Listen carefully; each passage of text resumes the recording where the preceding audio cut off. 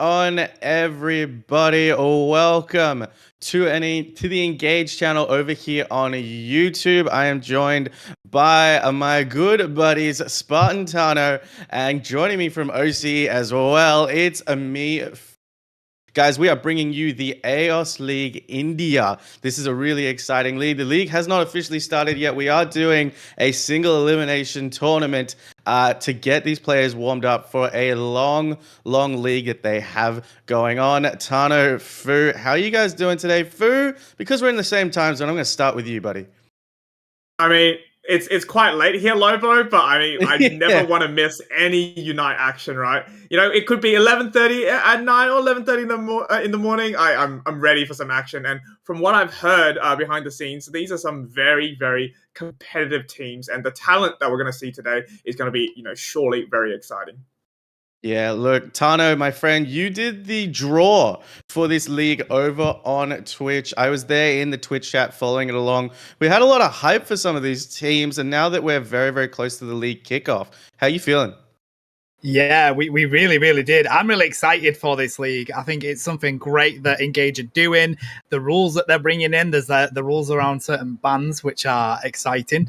But I just think this first section that we've got here, the first weekend war, is going to be some really good practice for these teams. We're going to be watching Uni Plus, Lobo, and I know there was a lot of fans in the chat when we were doing the reveal of these groups for Uni Plus. So that's going to be an interesting battle. Yeah, look, Uni Plus is going to go up against Bad Mash 5. Now, myself, and I think yourself, Tano and Fu, if I can speak for you, just we haven't really had too much exposure to the Indian teams, except from what we've possibly seen in the Unity Clash. So it's quite exciting for us to actually see these teams come together. We also have a few invited teams, some of the top teams that are going to be joining the league at the later stages. But what is also I find really exciting is that it seems like the grassroots scene here in India is live and well, because even for a warm-up tournament for these teams, they're still going to walk away with some prize money, which is about, I think, $50 USD.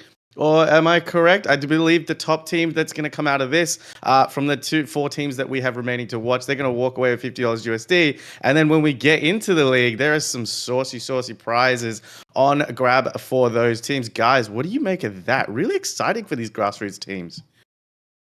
I mean, for me, I sometimes wish I lived in India, Lobo. I mean, there's so many great tournaments every single weekend. It just reminds me back when we were talking about the qualifiers. I think it's called the regional qualifiers. There were like over 100 and something teams looking to qualify, and they can only go for that top 1 position. And having a look at the bracket, Lobo, compared to, I guess, OC teams and what we had in our regionals, it was massive. They had two sections of double elim of like what just insane amount, like 60-something teams of each. And having that much, I guess, enthusiasm for the game, this game is not going anywhere anytime soon. So, I mean, $15 per week for warm-up prize money, and then you got hundreds of dollars for the actual league, Lobo. I mean, I'm very excited, and I'm not even playing. I'm just going to be casting it with you. Let's not forget that's USD. That's USD, so that's going to be insane. Look, Tana, you and I were there for the Unity Clash finals not too long ago, where we saw some interesting bans. We did have a balance patch. How much do you think that's going to translate over to what we're going to see here in terms of the mons we're going to see? Well, I think the fact that we're having like a practice weekend before the actual league is going to be, and the fact that it is a league format anyway, means that we're probably going to be seeing a lot more than just the standard bans and picks that you get in normal tournament play, because teams are going to want to practice some things and try out some new things. And with the balance patch that did come in, there is a lot of changes that were made, and they're going to probably be running something that we've not quite seen yet. Yeah, look, I'm really excited. We saw a lot of interesting changes. We saw a lot of stuff come out of the balance patch. We got the news that the EX Pokemon are going to be gone from our scenes, but those Pokemon just going to be rebranded as regular Pokemon. Fu, what do you make of the current patch that we had? We saw a lot of Cerulege come into play. We've seen the Fire Chicken and the Ghost Pokemon take the center stage. But what I'm keen to see is what is a surprise that you want to see come out from this region in terms of the Pokemon that they pick? Yeah, good question, Lobo. And just before we get into that, I'm being informed that there is a special rule of Fearless Draft. So this is going to make it extremely interesting, because they will not be able to pick the same Pokemons again in that series. So we know there's like, I think it was nearly 70 or 73 Pokemons available at the moment. Obviously, the EXs aren't going to be playable in this tournament, so minus a few over there. Lucky them. But I guess this really is going to, I guess, go into the strategy for these teams, because if they know they're good with one draft, I mean, that's not going to be good enough, right? There are so many other Pokemons they need to be able to pick up and play with the synergy that they need for the team in order to make it through these best of 3 matches. Because it's like a Nuzlocke, if you think about it, Lobo. Once you pick one Pokemon, it's gone to the graveyard. You have to pick something else. So that's going to, I guess, be a very interesting mix in terms of how these teams are going to pick today. No, I absolutely love that idea. That just means we're not going to see the same Pokemon picked over and over again, especially if we get a best of 3 situation. We're going to see, the 3, 5, I don't know. I can't do the math. We're going to see 10 different Pokemon every single match. Tano, give me your thoughts on that. The teams are almost ready, so quickly going to get your thoughts on this Fearless Draft, which I love the name of, and then we'll send you guys over to watch the very first game of the stream. I love it. I absolutely love it. We're going to see the bottom of the pools for defenders, for supports, and I absolutely love that. We're heading into the draft here, as we see on screen. Charizard banned straight from the get-go, Fu. So, very, very likely to happen for most of the tournament. But with this new ban system coming in, it's going to have to be let through at some point, right? Absolutely. I was just going to mention Charizard has been the favorite for a lot of these teams. Because of the recent patch and how the Unite move is now you can just pick anyone up, really, unless they are invincible or, I guess, are under the ground like a Cerulege Phantom Force. But Cerulege is also going to be banned here, as well as a Slowbro, which is quite typical, I would have to say. That's going to be responded with the Umbreon that we can see. So 4 bans up, ready to go. Remember, it's going to be Fearless. So Blaziken locked in for Genius straight off the back, Tano. That is going to be their one game to play Blaziken in this best of 3. Yeah, what I love about this Fearless ban chat is the fact that, you can't just pick all the Metamons for one comp, because that is going to put you in a really difficult situation for the following games that are coming up. It is a best of 3, so you kind of have to work out how you want to use these Metamons at the moment. We see the Trevenant and the Delphox getting picked over on the side of Orange there, so they are some pretty strong meta picks, and they really want to go in with that Fire Spin, I would suspect, for that Blaziken there, Fu. Absolutely. I mean, the 5-spin crowd control is going to be very annoying. So that the Blissey is there, though. I would have to say, normally we see Blissey going on the healing set, but if things gets a little bit tough in terms of the crowd control, there's always that safeguard options for them as well. Cramorant getting picked up. Cramorant is another Pokemon that we have seen a lot in almost all the regions, competitive-wise, right, stemming from the EUIC, which we saw a lot of Cramorant and Mime work very well together. So that's going to be picked up by Kiyoshima. And in response, we're going to have a Clefable for the already quite scared Blaziken here in terms of the Delphox 5-spin, but also a Metagross picked up by Heyman as well. This is very interesting though, because it's kind of like a protect the president vibe I'm getting from a team Uni Plus at the moment. Yeah, it really is. I'm going to be so excited to see where Game 2 goes as well, because look at all these awesome picks that we've already got through. The Sylveon's been pulled in there by Purple Side. We've got the Cramorant as well. So, really, really strong picks that people want to use in multiple games. They're not going to be able to. So, I wonder what we're going to get for this final pick. They have a pretty strong comp over there with the Delphox for the CC along with the Trevenant. A nice bit of range from a Venusaur would be a really good shout. Definitely. And I think on paper, I really like the draft that Bad Mash have actually put on, because they actually come online quite early on, right? We got the Sylveon coming online at 4. Crustle comes online at 4. You've got your Cramorant, which as soon as it hits that Hurricane or Air Slash, it really is quite effective already. Blaziken takes a little bit of time, but as comparison to the, I guess, Uni Smash here, or Uni Plus, rather, we have Pokemon that require a little bit more time to really be very effective, right? Delphox needs really your 6. Your Venusaur kind of needs the 7. Metagross needs to really evolve through 2 stages there. So I really would like to see Bad Smash come in flying, taking the wheel to drive the competition. As soon as the timer goes on, maybe even an invade if they are feeling like it. Because if they let Bad Smash come really online, or Unity Plus come online here, I think the late game's going to be very difficult to overcome. Yeah, I think you're absolutely right, buddy. And Bad Mash have that really good early game in the Cramorant and the Sylveon. So I wouldn't be surprised with a Jungle Invade, as you mentioned, because that's going to be a really good way of punishing a late game comp like Uni Plus have. But if Uni Plus manage to get cooking on this comp early enough, they're going to be in such a strong position, especially with how much that Delphox and Venusaur can cause absolute chaos for them. Yeah, absolutely. So we're going to go on game number 1 in these semi-finals between your Bad Mash on the purple team and Uniplush on the orange team here. We've got that Bulbasaur going to that central area, which is what we anticipate and expect from them. I do have to say, having a Combusken for the gank is going to be so much more powerful than an Ivysaur, but we'll see how it goes and how much aggression each of these teams will bring. I mean, as we say aggression, we do see that little Dwebble coming in for an invade on the Bulbasaur, whilst this Cramorant is doing a fantastic job just to defend this goal and the farm that was there for them. Delphox is having to back up here, rather the Fennekin is, and it looks like that Phantom has had to go back up the Bulbasaur, fighting in their own jungle here. Will the Dwebble be able to get the blue buff? They don't, but they are going to continue to cause chaos in that jungle, whilst up in this top lane, we have a Sylveon Hyper Voice ready to rip some of this farm and get some KOs. Yeah, look at this. It's already so aggressive going to that poor Beldum.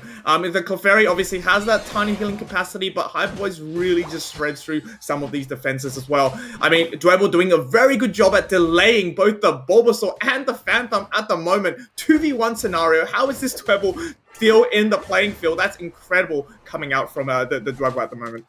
It's level 3 and it's only just about to go down. I mean, I've said it and it's still alive. There we go. We get 14 points in from Cramorant. They've done a fantastic job. Combusken is here at level 5. They've done some really good aggression up in the top lane because that Ivysaur is still in the jungle as we speak through. They're going for their second rotation and Sylveon is going for the invade as well. Coming from Bad Mash, I love the fact that Sylveon goes back into the central area. They need to keep the pressure on constantly so that the Ivysaur comes online as late as possible. Bit of a skirmish at the bottom part. The Dwebble still looking for a little bit of farm to come up in terms of the Crustle evolution, but the Blissey is actually going to be back in the central area as well. So a lot of aggression coming out from Bad Smash at the moment. It's going to work an absolute treat. I can't believe we're at 755. We have a level 3 Dwebble still invading the Bulbasaur that's in there. Crazy scenes from this jungle at the moment. But Cramorant is here with the Blissey to give them the healing. They've got so much damage that they can drop. But there we go. A nice KO coming in to get that Metang Evo. They're going to get that Evo straight away there. But with a Sylveon still causing chaos, it seems as though Uni Plus are just going to concentrate on getting some points in the bottom goal and get their Phantom Evo'd.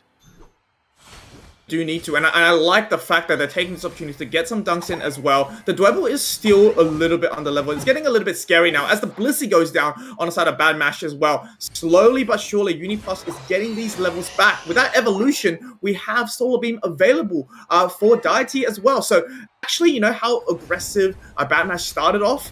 I mean, it's really coming back on the side of Uniplus now, isn't it? Yeah, it's kind of hindered them, the amount that they really put into that invade. I feel like Dwebble maybe should have gone for the farm and got the Evo and then gone for an invade, because when you're at those levels, the Dwebble isn't that scary. To begin with, it is, but once they have got those Evos, not so much. But we do have some zoning for the tree coming in here, and of course, it is the beam that secures the Registeel there. Are they going to go for the aggressive stance and push onto this goal? They've got the Fire Spin up and running. Really good rip from Blaziken on the Lecky. It seems as though they do want to go in. Gravity from the Clefable is there to stop any dashes, try and stop that mystical, well, it's not even mystical fire, it's Hyper Voice, so I don't think it's going to do that great of a deal at the moment. They do get picked up by the Hyper Voice, and it seems as though the Trevenant is also going to get picked up by the Cramorant, and now they're on the defense at Uni Plus.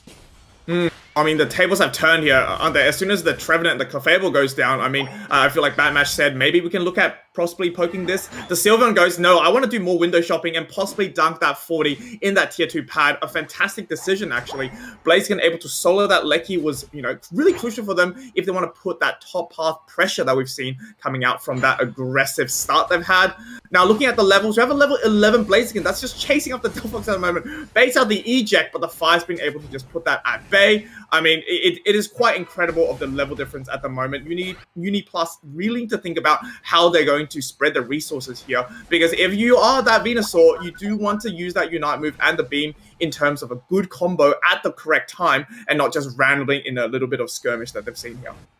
Yeah, I gotta be honest, they've done a fantastic job to get those levels, have Bad Mash, because they did spend a lot on the invade. But a Blaziken at level 11 right now is scary, really scary. But they're coming down to defend this goal. We see the Blissey Unite to save the Crustle. There comes down the Delphox Unite. We've got some beams coming in from the Venusaur to drop a huge amount of damage. Blaziken has managed to get the KOs on the Delphox there. Will they be able to pick up the Trevenant? Of course they do. So much damage. They're not going to be able to defend this goal at Uni Plus. We do see Verdant Anger coming in. They stop some scores there through. They pick up the KO on the Cramorant. Nice beams coming in. They just miss the side of the Blissey, trying to get some stacks in. There goes the Crustle, and now they're going to go on the offense to score some points.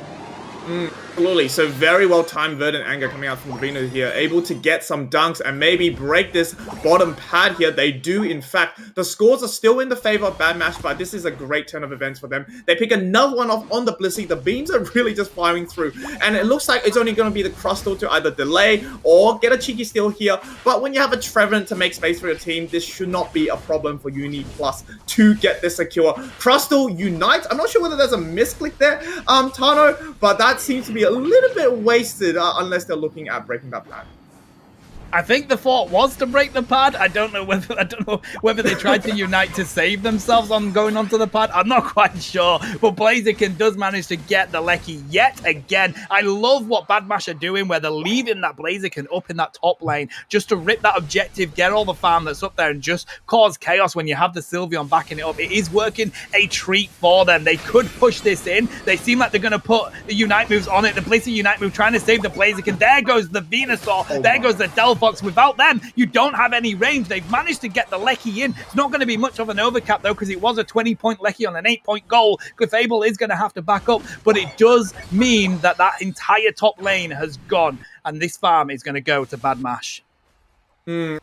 A bit scary now. I'm not sure whether there's going to be a third Lecky. I didn't actually get this time stamp of when Blaziken actually got it. But either way, this makes it a little bit more, I guess, scary right now for Uni Plus, because they're not just behind in points, they're also behind in levels at the moment. We really want to see that level 13 Soul Beam Plus coming out of Venu. So I really think that they should just go and collect some of these wild Pokemons that are available on the map. You can see all these yellow dots on their side, especially since the top path is exposed. One of the main things is you're going to get all your farm, closer to your side. So it gives that ability to come back. There is that mechanic for that. So all is not over is the message I guess I'm going to send. But I mean, that Blaziken level 14 scaling all the way, in terms of the time on top, in terms of the path. I mean, Tyler, this is very scary. Definitely a Pokemon and a player to watch out for going to that final stretch. Yeah, if there's ever a Mon that you don't want to see at that level coming into Rayquaza, Blaziken is probably the one at the moment in this meta. So that is very, very scary. But there is only like less than 200 points in this though, Fu. So this is still anyone's game. Uni Plus need to have a really important fight at the Rayquaza, because if they can get that Ray, they can score Hundo Dunks easily in that T1 up in that top lane. Absolutely, and something that's missing is that Cramorant Unite, not available. No, that just ticks in, but the Unite's already pouring up. Blizz's assistant goes quickly to save one of the members. The beans are coming through, but the Fairy Frog able to take out the Venusaur instantly. But a Wood Hammer by the Trevenant might cause trouble for the Sirion that's going to run away. I mean, things are just taking the turn for the dire for Bad Mash at the moment. I mean, they have 3 members down. It's only the support and tank available, and Uni Plus is just taking this opportunity to rip this Rayquaza. Blissey comes back. The Cramorant has the Unite move though. Delphox drops the Unite down to try to rip this Rayquaza as soon as possible. Will we see Cramorant Unite here to maybe take out this Trevenant? It is getting so low. All eyes on the Rayquaza at the moment. The beam comes through. Metagross able to secure the Ray. They need the scores right now. They've figured out how to turn this match, but it is only up to the Venusaur at the bottom. Has 3 players ahead, Tano. This is very crucial, though. They need to score this. They're able to get that comeback and secure them the first game of this series here. It is not enough, Tano. What is happening? Can the tree score bottom path?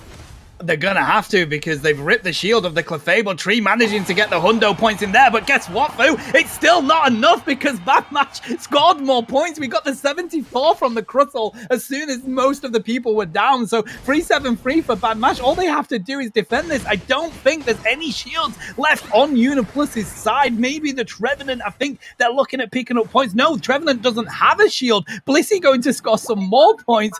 I don't think Uniplus realize that they're not winning this game right now. This is terrible. I mean, the happiness you get from securing Ray must be overwhelming, but the fact that the Venusaur didn't get a score, Trout looking for a sneaky dunk there, the 50, was that enough? Tano, I'm not too good at maths when it counts, so we need to quickly look. Crustle gets a 36 in return? I don't know. I am on the edge of my seat at the moment. All right, ladies and gentlemen, as we wait for the scores to come through, oh my god, Bandmash still takes it out with 20 of 31 points, 33 points difference here. That is an insanely close game to start it off tonight for these semifinals. It really, really was. And I tell you what, a huge shout out to Crustle for recognizing they need to go and score some points, because at that Rayquaza fight, it was just 2v2, and they recognize this Sylveon's probably going to get KO'd. The Metagross is here. That's not a fantastic rip, is the Metagross, and the Trevenant. So he goes and scores points, which is such a fantastic shout. Leaves them in the lead, but I want to say a huge shout out for the Metagross, because when it came to that Rayquaza fight there, Fu, they stuck to it. Everybody was coming and fighting again, and they stuck to the rip. They didn't want to go away from their objective there, and they managed to secure it. But it's a bit of a shame for Uniplus to not win that game after that. No, and I quickly just put on my calculator, Tano. If the Crustle didn't score the 33, it would have been 373 to 376. So Uniplus would have actually taken that game had the Crustle not gone there and did that cheeky score. So MVP for Kaizen there. You know, they were there to defend, but they were also there to get that crucial score to send them 1-0 in this first game. It's so fantastic. Like the plan for Crustle there, realizing I need to go and get these scores, we need to continue to score, was fantastic. They caused a lot of mayhem for Uni Plus going with the invade anyway. I think they probably did that a little bit too much coming into that game, but what a way to come back into it and manage to get the winning scores for your team. 1-0 over to the side of Bad Mash. Again, because we are playing Fearless, that means there's going to be no more Blaziken for Bad Mash. And no more Blissey as well. So we know how good that duo is in terms of that synergy between a Bliss assistance onto that Blaziken there. Obviously, the Blaziken got taken out very, very fast there. And I think they have to be counting the lucky stars that actually win that game off that counter score. What is I guess, if you're a team knowing you have to go into Fearless Draft, Tano, do you have any idea of what they should I guess, do to prepare for, let's say, a game number 2? Because they're obviously one up. Like, let's say we're thinking of the perspective of Bad Mash here. They're one up in this. They know some of these aces, like a Sylveon or a Cramorant, which is very competitively viable at the moment, they can't use for the next game. What is left for them in terms of the Pokemons, right, that they can actually bring? Because if you quickly look at Uni Plus ones, the Pokemons they picked are semi-meta viable, I would have to say. I mean, Venusaur is picked, but it's not as, I guess, seen as much, like same with the Delphox as well, obviously coming out through recent times. I think Uni Plus actually has the upper hand here. I agree. I think the difficulty is when you've used the Blaziken and the Blissey from the get-go and no longer having access to that. I mean, you're probably going to have to work around some of the other all-rounders. You know you're going to possibly have a Charizard ban. They've been banning Ceruledge quite a lot as well. But can you get a Mimikyu working? I know Lobo would be a huge fan of that if they could get that brought in at the right situation. Also the Failings. I believe it is just EX Mons banned outside of the Fearless bans as well. So I think they're probably going to have to lean into that at the moment, because the all-rounders are very strong in this meta, especially when you pair them with a good support and a good tank. Yeah, absolutely. Now, Charizard ban, not too surprising here, coming out from Bad Mash over here. They don't want to see any of that fire flying on the field at the moment. I'm just thinking on the side of Uni Plus, how they can actually bring this advantageous position in terms of, the first pick. What are they going to actually prioritize here? We have a no ban on that side. I'm not sure whether they just ran out of time or not. Maybe there's a delay. But yeah, assuming this Slowbro is on the field, Tano, maybe we can prioritize Slowbro here to make sure any speedsters or any pesky all-rounders are just going to be shut down straight away. Yeah, I am surprised at no Slowbo ban. Of course, if it is open, you're going to instantly pick it. It is the go-to defender, especially when you have an Umbreon ban. But Trevenant was already picked for Uni Plus, so we're going to see Bad Mash try and take that into this here. When you don't have the availability to get an Umbreon or a Slowbro, you want to go for a Trevenant, but I do really love the Ceruledge pick. I'm excited to see how that plays. Yeah, I can't believe Ceruledge actually made it out of the ban jail here, Tano. That's going to be very, very dangerous, especially, when it has its ult or unite move, because I think the playstyle is very similar to a Scyther player. I think you're just farming your wild Pokemon to get that unite move ready to go, and when it hits, it absolutely hits. And don't forget, it has a Phantom Force as well, which makes it, available to dodge a lot of the Unite moves coming out. Let's say a Gyarados Unite, it is really, really easy to dodge when you are something like a Ceruledge. But speaking of Gyarados, though, that means we're going to have a Pokemon that's coming online very early to help this lane. I think Magikarp is definitely a very scary lane if you get Gyarados early. Hooper's probably there to help with the A-Press, help secure some farm, maybe get a KO to get this Magikarp over the waterfall online. I am very interested to see whether they're actually locking Chandelure here, because we don't really see Chandelure too often, do we, Tano, in the competitive scene? We don't, but at the moment, it's in a very strong position in the Intaka meta because that flamethrower it does insane damage. If you hit somebody with that, you get a 2-second cooldown on flamethrower. You can chain so much damage into any of these team fights, and that's not even mentioning the CC blocking moves that they have. Poltergeist, really good on the slow, does some damage as well, but the move lock capability of the, I've forgotten the second move set, has blanked me there, but locking people down and not being able to use their moves with that is fantastic. So I love the Ceruledge pick. It's good, not Ceruledge, sorry, the Chandelure pick. But Chandelure, it's really important that they do protect it with that Slowbro and the all-rounders that they pick. Double all-rounder pick, though, here, Fu. I mean, we've seen MYS go full defender, so nothing really surprises me anymore in terms of that. So, but you're right though, double all-rounder into double all-rounder here. I'm just thinking on the side of Uni Plus here. It's, you know, we talk about how we probably need a Pokemon to really help this Gyarados come online. I'm not sure whether Mimikyu is available to do that when it's in the first gank. Position, because let's say you have your Sarudas at level 5. I do think Sarudas at level 5 just deals a little bit more damage and have that sustain over something like a Mimikyu, but you know, we'll see how it goes.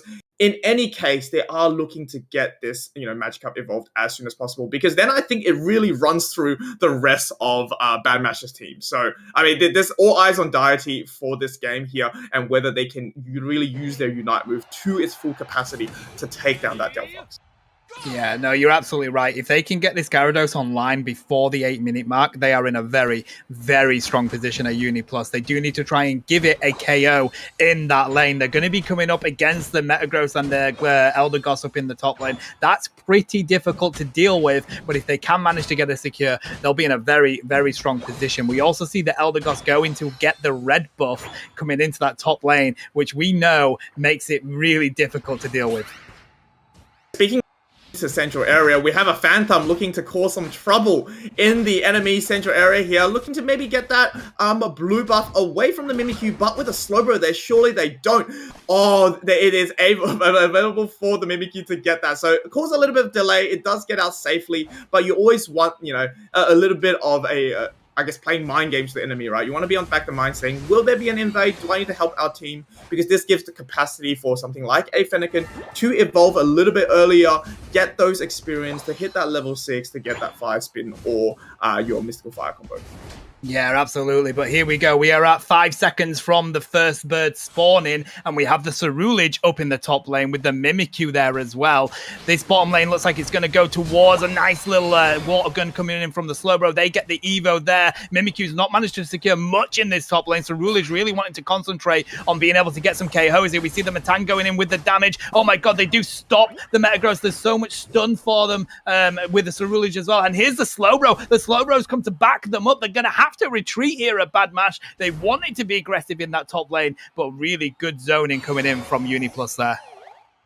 Really good rotate from the Slowbro there. Like I talked about how, you know, Magikarp is very weak, especially against a Matang there. So having the Slowbro there really just says, you know, I've got backup on my team. You know, you cannot just push the pad without, you know, anyone being there as well. But it seems like the Orange team is still looking to be a little bit more aggressive in the top path there. And I think that's very smart of them. It is still a Magikarp. If they can punish, that's some juicy levels for them. But a little bit of a 1v1 or 1v2 scenario over here, able to pick up the Ceruledge. That's massive for the team. That gives that Lampent a little bit more time to get that experience, to hit that Flamethrower combo that we talked about that does so much damage at the moment. And oh, it's going to go through the Overheat here, actually. So that's a very interesting move choice here, Tano.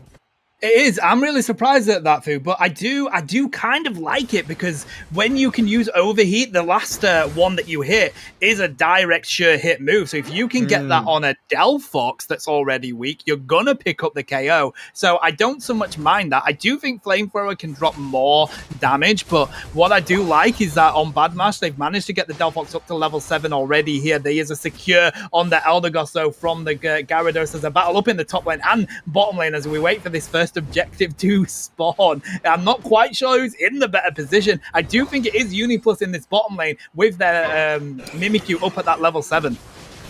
Yeah, I mean, having that Shadow Sneak is going to be really dangerous with that Delphox, right? If it just gets a cheeky sneak when it's behind a bush or something like that, that Delphox is gone and out of the way. It seems like Uni Plus is going to just start ripping the basement Reggie at the moment. Meanwhile, there's a 3v2 fight in the top path here. Gyarados holding onto the dear life, but manages to pick off the Eldegoss and successfully defend that pad. The Matang has to just go out. It knows it hasn't gotten its evolution at the moment. The basement Reggie was secured by Uni Plus as well, so things are looking very good for Uni Plus at the moment. Not sure whether pushing this bush is this pad is really the smart idea. Massive Hooper Portal there to get them out of harm's way. Delphox Unite is very dangerous, and it's almost time to get those fairy fireworks going down onto the pad. Yeah, it's really fascinating how close this game is at the moment, though, compared to what we saw in the previous game. It is pretty much balanced, really, here. The Gyarados is going to get caught out. They do try and drop damage, but with the CC coming in from Bad Match, there's not a lot that they can do. They just roll on through there. We get the 30 dunk here, but also Ceruledge getting some scores on the other side. So it's almost as if answer for answer in this game at the moment. It's just a match of scores at the moment, right? Shandy going down to the Ceruledge is what we like to see from something like a diver. The Blade Arena does not come out, though. Connects onto the Trevenant there. Trevenant just trying to help out with this push in the bottom pad there. Only 5 points in, so this is available for a huge overdunk for Team Bad Match at the moment. So 141-255. Very good start right now for Bad Match at the moment. Shandy able to pop his Unite just to defend this pad here. Meanwhile, in the top part, the Hooper and the Gyarados is relentless onto that LD. And I think they do manage to pick them off. So, I mean, that top path is gone with the Regieleki going inside. Are there any Pokemons that have the capacity to score a little bit more points? I'm sure if you're a Hooper player on that team, you do want to break the opposition's pad as well, because then you really have that rotational advantage, right, going up and down. Especially if you have your bot pad broken as well. Yeah, I absolutely love that they spent the time to get the most possible overcap that they could there. The Slowbro came up and got the 30 in. We got another 5 from the Hooper, and then the 40 finally going in from the Gyarados. But as they rotate down to this bottom lane, we have a rip from Ceruledge and Delphox. Are they going to pick up the Regice? They probably are. There's nobody that's going to be here in time to combat them, but we have a dive onto the goal from the Gyarados. They've decided they want to back out now instead of pushing that goal. There was a lot on the face of Bad Mash to be able to deal with there. They just need to retreat here because they look like they're possibly going to get caught out. A huge surf coming in from the Slowbro to save Gyarados from getting caught out, and now they're going to back up to grab all this farm in the mid section. It seems as though UniPlus do want to back up into their own top lane while Bad Mash is just going to try and answer with the chaos. Oh my god, Gyarados Unite is coming in. There's 4 people there though. Is that a risky move? I think it is, especially with a Delphox Unite that it will come back very, very quickly. Yeah, this Shandy has to just quickly kite back there. I'm not sure whether the Dragon Current from the Gyarados was the smartest move. This leaves the Hooper very vulnerable on top as they are going to go unbound to bring their teammates in. I think this has to be a little bit of a fight at the moment. Reverend goes through to slash and dash. The Blade Arena comes online. The Delphox is there to assist the team. I guess members of the Purple team are just dropping like flies at the moment. 4 members available still for a Bad Match at the moment. This is a great push for them. The Hoop Portal trying to save as many teammates as possible, but I mean, you just have to let this pad go, Tano. You don't want to lose any more levels than you have to when a Ceruledge is already level 13 on the enemy team. Yeah, without having your Gyarados there for that, there's really not a lot that you can do. The Gyarados is going to be the thing that causes the CC and can do a lot of damage across them, pulling it in using the Hooper Portal. So it's not a situation that UniPlus want to be in, but at least they have that T1 goal down. They're still in this game. They can pick up farm. A lot of yellow dots on their lane at the moment. Nobody's pushing the Lecky. It looks like we're going to see a Trevenant and an Eldegoss going to get some cheeky scores in the bottom goal. No one's going to be there to stop them. Ceruledge is going to try, but Ceruledge, the Chandelier, apologies, is going to try, but they might get caught out because of Trevenant does a lot of CC. It takes a lot to cause that damage, and they're going to run out of there while we get this Reggie spawning in this bottom lane. Something I didn't like about that, Tano, is there seems to be a disconnect between the attackers, the all-rounders, and also the defenders on the side of UniPlus. You've got a solo Mimikyu trying to score against 3 members there. Them going down just feeds more levels on a silver platter for Team Bad Match here. So things are looking very good. A 50 dunk for the Metagross on top as well. I don't know whether it's going to be able to get out of that situation. With 5 seconds on the clock, the final stretch is available for them. Remember, Bad Match is in the lead in terms of the set right now. They don't have any stress. They're over 150 points in terms of the disparity. It is all up to UniPlus to take this game if they can. They need to somehow get into the raid pit at the moment because look at the control that Bad Match has in the Rayquaza pit. Yeah, it's going to be important for Delphox to put their Unite move down at the right location when this team fight breaks out, because look at all the Unite moves that are available and ready to use here. You've got some really strong ones over on the side of UniPlus. The Gyarados, you've got the Chandelier that can do so much damage, as well as, oh my god, there we go, the Slow Beam does come in. Are they able to pick up the Trevenant? They're just sustaining so much damage, and there's the Eldegoss Unite to save the life of the Trevenant. Whilst all that's happening, we have the Beyblade Stadium pop up. Hooper is possibly going to go go down here. They are having a fantastic battle of Bad Mash. They picked up 2, they picked up 3, 4. Is the Gyarados going to go down? We have an ace. A fantastic fight from Bad Mash, waiting for the right opportunity to get that Trevenant out of that fight. Absolutely, and they know they're in such a points lead that they don't need to, flip this Rayquaza and, potentially lose the game off a flip. A big Hundo Burger coming through from the Metagross there. It's going to secure over 300 points in terms of the lead. Things are looking a little bit rough now for UniPlus, right? They need to either flip this Rayquaza or somehow get and win that team fight. Big push from the Trevenant to delay the Shandy as well. That knocks them out. So no more secure potential coming out from UniPlus. Things are looking really, really bad now with that Hooper being KO'd again. This is going to be an ace again for Bad Mash, and it secures them a 2-0 victory over UniPlus. What a fantastic set of team fights for Bad Mash. I mean, they concentrated so much, did UniPlus, on trying to take out that Trevenant that it just meant that they were able to drop so much damage over onto the side of UniPlus, did Bad Mash. They got 2 aces in that Rayquaza fight, and it just shows how well they chained their Unite moves together.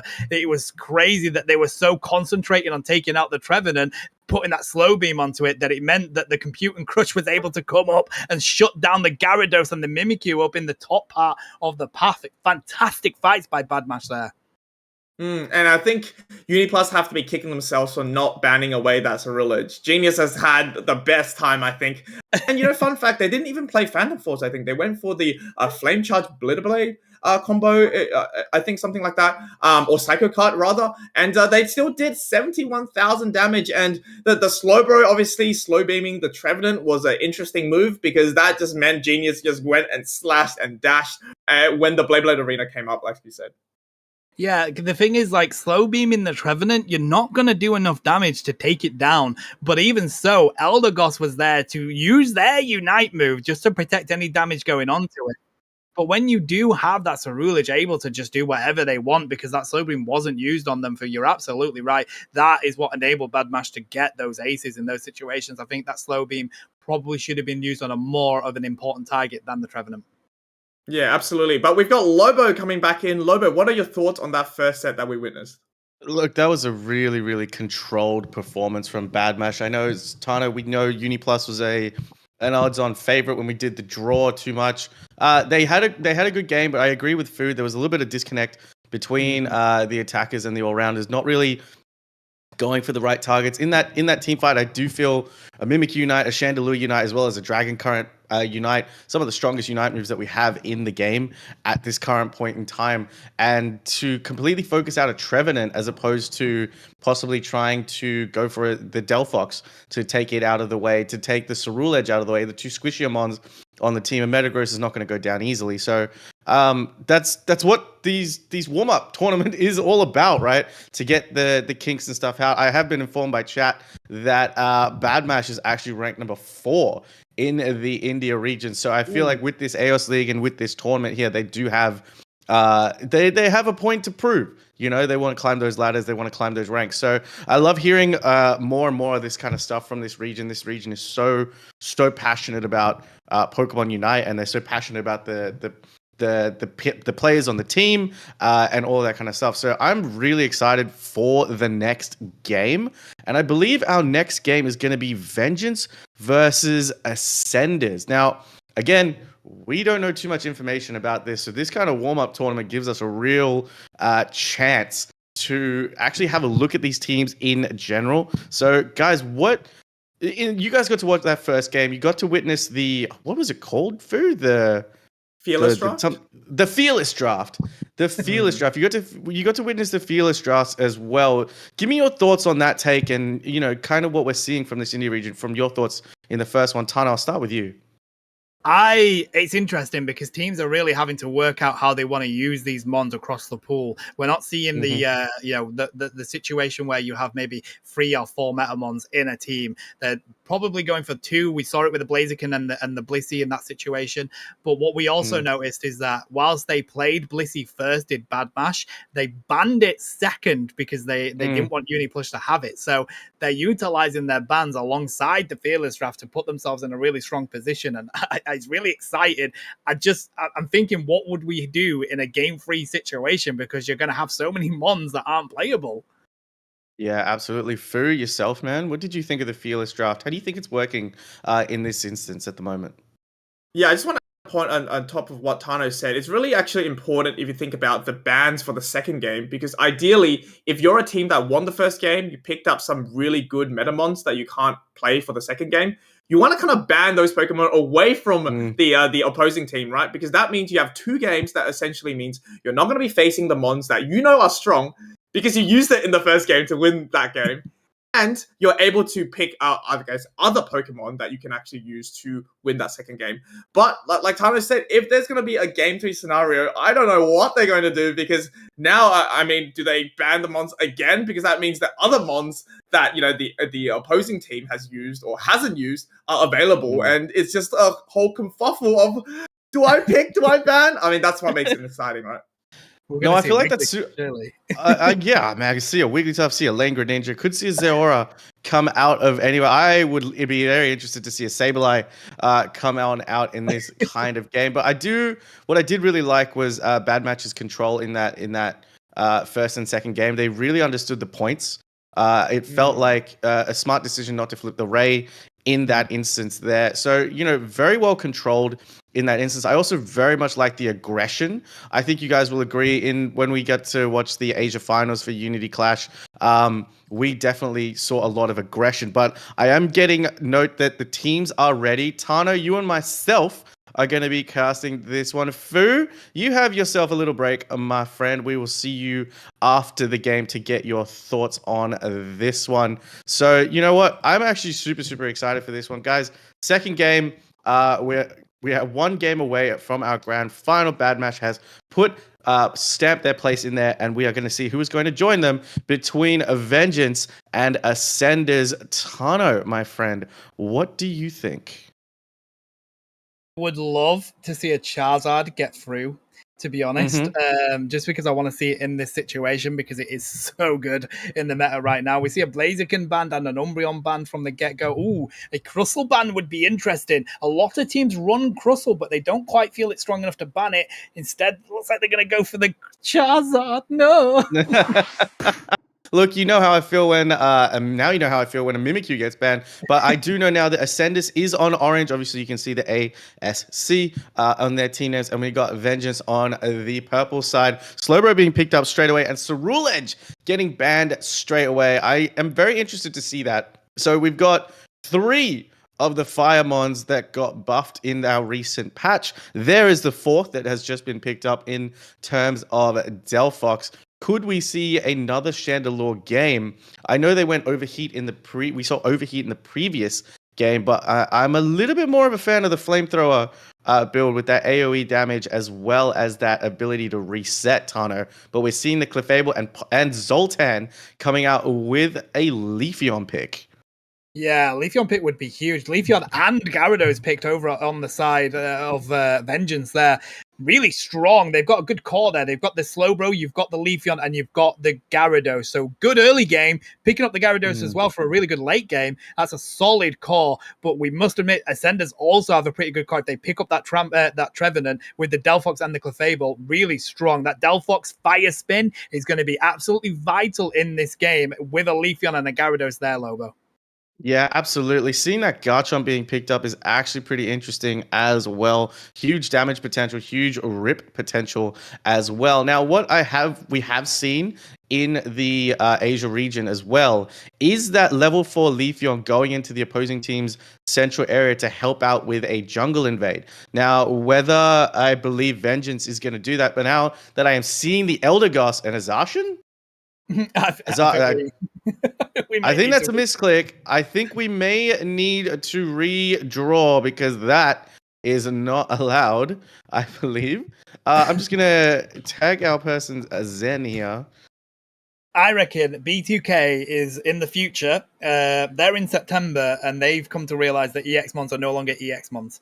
Yeah, absolutely. Look, I've just been told that is going to be a redraft. of that Zarshan pick. Unfortunately, we're not going to get to see it now. I think you got just a little bit excited. But Zarshan being picked there is super interesting. But I don't know if that Leafeon pick is intended or if it was just picked ahead of time or just in response to the Zarshan. But again, this team on the side of Vengeance, Tano, I'm just seeing it as I feel like it follows the format of what we saw in Asia, possibly an Eldegoss invade with a Leafeon to come and help it out. And if that Leafeon gets online, that Gyarados is going to come online even sooner. So Yeah. I am being told right now that everything else is going to stay exactly the same, and that we're just going to restart the game, and it's going to be Zarshan is the only one that is going to be picked up. So that's going to be interesting. What do you think when you have a look at this comp, Tano, is going to replace the Zarshan?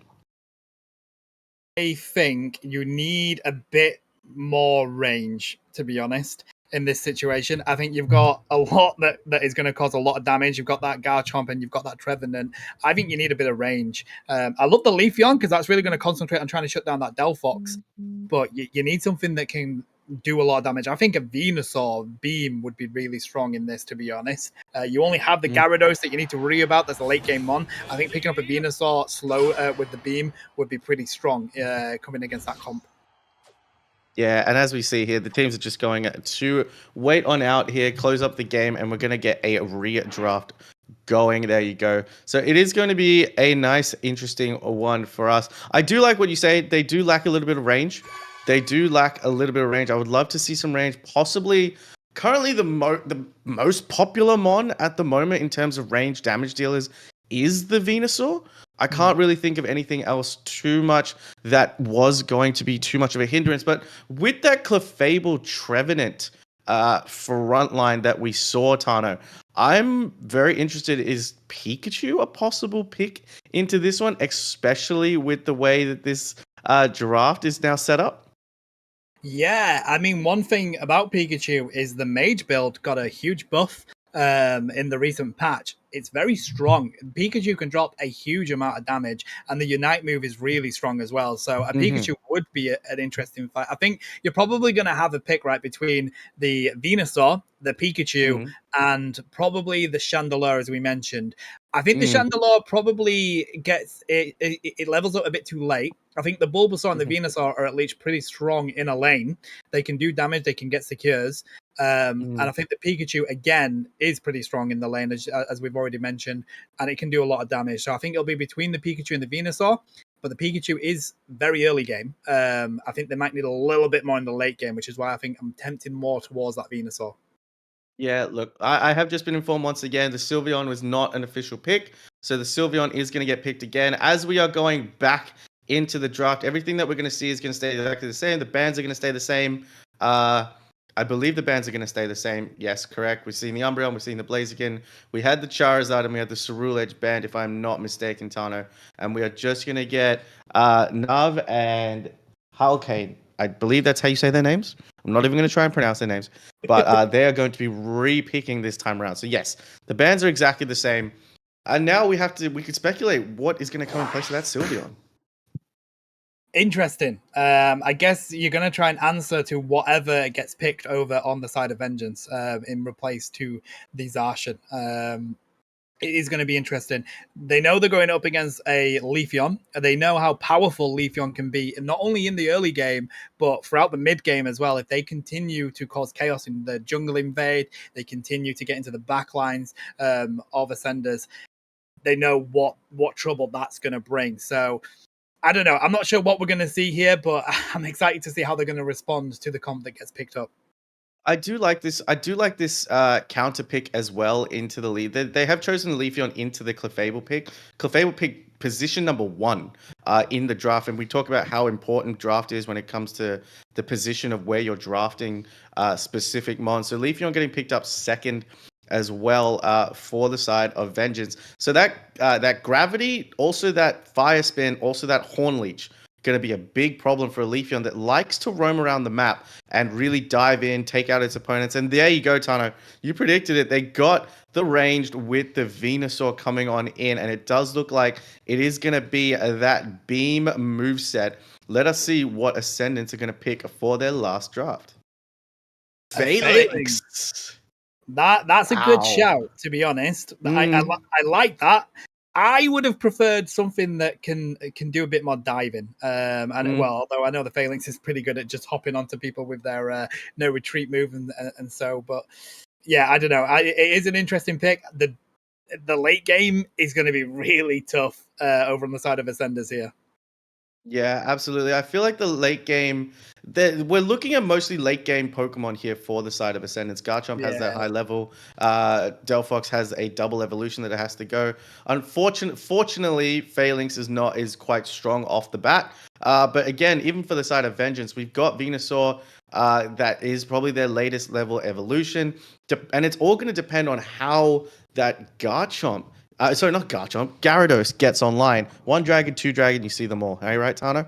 Well, the thing is, this is going to be a battle of the dragons, mate. You are absolutely right. If that Gyarados can get online and cook him before the Garchomp, they're in a pretty good position. Our Vengeance up in that top lane. But if the Garchomp gets there pretty early and in a pretty strong position, it could be game over for them up there. So it is going to be a battle of the dragons. I'm going to be intrigued to see who ends up in the jungle over for the side of Ascenders, because you do have some mons, more than one mon, that would really benefit from it. As you mentioned, Phalanx is not that strong at the moment. It can be pretty difficult to get going on in the early. But let's see. I think it is going to be, the Phalanx going into the jungle over on the side of Ascenders while we have that Gibble up in the top lane. Magicap's going to have a bit of an issue with that there.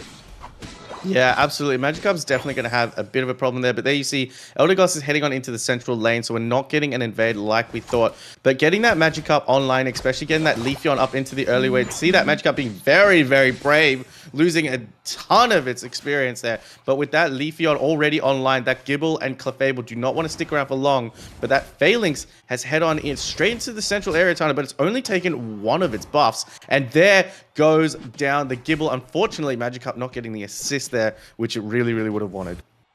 Yeah, are they going to send Gibble to the jungle instead? No, that's going back to the top lane. So a bit of a miscommunication or something along the side of Ascenders. They're at least not utilizing the jungle to its max capability. Really, you should have sent somebody in there, if it's the Phantom, if it's the Fennekin, somebody to grab that buff, because you're leaving XP on the board. You don't really want to be doing that. When those buffs spawn, you've lost the opportunity to get a blue buff XP from the get-go. So I'm not quite sure about that one there. The majority of these birds are going to go to the side of the Bulbasaur, though. Phantom really doing a good effort, but not enough there for the side of Ascenders.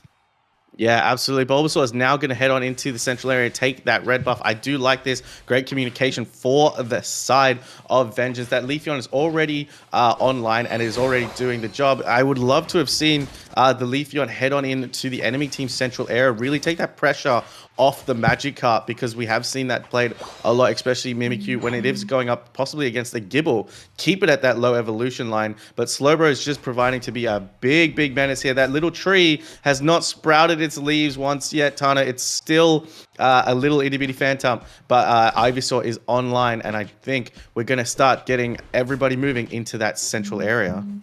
Yeah, Phalanx is here, Leafeon is here, they're ready, they've got the Solar Beam, so they're going to secure most of it at Vengeance. Solar Beam is just so hard to out-secure. Phalanx trying to cause some damage onto the Venusaur, but they're able to defend themselves. They've got the Giga Drain, throwing some huge health onto the Delphox, wasn't able to catch it either, but here we go. In the top lane, the Gabite is going to go down with the Gyarados and the Eldegoss. That is not the kind of combo you want to be going up against when you are not a fully evoed Mon. Yeah, absolutely. And I love the fact that I'm actually seeing the Waterfall moveset this time around, providing Gyarados with a lot of maneuverability to get around. But this Slowbro is just standing its ground, facing down 4 members. We are seeing the Solar Blade moveset come on out from Leafeon this time around, Tano. Super interesting, this one, considering that the Razor Leaf moveset was buffed this time around, but it looks like Gyarados is just going to get its stacks on inside the top path unabated, as Gabite is just trying to get its evolution, as we do have the Regis have spawned, and it is Regirock, and it looks like Ascendants are just going to try and rip this one Venusaur probably waiting for a secure. I don't know if we've had a disconnect come out. Leafeon has gone straight on in. He's gone straight after the Delphox. Emerald two-step goes in. Gabite secures the Regirock. Leafeon managing to take down the Delphox, but the Venusaur completely out of sorts in that fight, as it is a Petal Venusaur, Tano. Really surprised at Petal Dance. We saw the Giga Drain, and I know usually you do pair that with Petal Dance, but we have been seeing a lot of it paired with the Beam moveset as well. I'm fascinated. I think it's probably because of the Phalanx that they're going to try and combat, but when you weren't even there at the fight, there must have been some sort of disconnect, as you said. But in the meantime, we do see a lot of aggression coming in from the side of Orange here. Purple side are going to try and defend their T1 gold pad. They have all the mons down there that are capable of doing so. The Surf, the CC that can come in with the Solar Blade there as well. But there we go. They get bunched up. They get damage dropped onto them left, right, and center. But how can you see the Giga Drain there? The Venusaur was so weak, Lobo. And then all of a sudden, it's back at pretty much full health. Yeah, absolutely. Vengeance is doing a really good job here. The only thing I think they're struggling just a little bit on is that range damage. In an all-out brawl, I give it could go either way, but with that Delphox behind them and that Delphox Unite, Leafeon has got to take out that Delphox early, as Ascendants are going to just try and rip this one in. Phalanx team this side. Dragon Current's going to come on in. It's not going to go after the buff. It's going to go on in. Leafeon and Gyarados managing to secure. Burning Anger's going to come on out. Garchomp has popped its Unite. The Angry Dragon is on a rampage. The Giga Drain is just keeping the Leafeon alive. Look at how much health that Venusaur just got back as Delphox gets taken out down as well. Vengeance putting on a clinic in the middle part of this game as Regieleki is going to walk in unabated this time, Tano. Mate, the healing that you get from the Giga Drain, and you pair that with an Elder Goss as well, that is illegal. That pairing is insane for this game at the moment. You just cannot take that thing down, which is crazy. It's working an absolute treat for Vengeance. 228 points to 11 at the moment. They are stomping on Ascenders, and they're making sure that everybody knows they are the team that they need to try and beat in this game. Yeah, absolutely. I do love the control. Again, all of these teams that we're seeing in not just India right now, which is where we're watching, but Asia, they love the control. Once a team gets ahead, it's very, very hard to break that control that they have. But it looks like Ascendants are going to do whatever they can as Garchomp getting some points on in inside the top lane. Leafeon's going to head back to that central area, still failing to break that top path as we've got 228 to 86. Phalanx is going to go and we're going to have ourselves a little skirmish here. Gyarados is just warding them away. Clefable doing a wonderful job with these gravities, completely isolating Leafeon from getting to this Delphox. Venusaur's going to defend against a Trevenant. I think Trevenant, if it's a Petal Dance Venusaur, definitely is just going to try and Horn Leech his way away, as it looks like Ascendants are slowly but surely clawing back this point lead, and this Slowbro just does not seem afraid of anything at this point, Tano.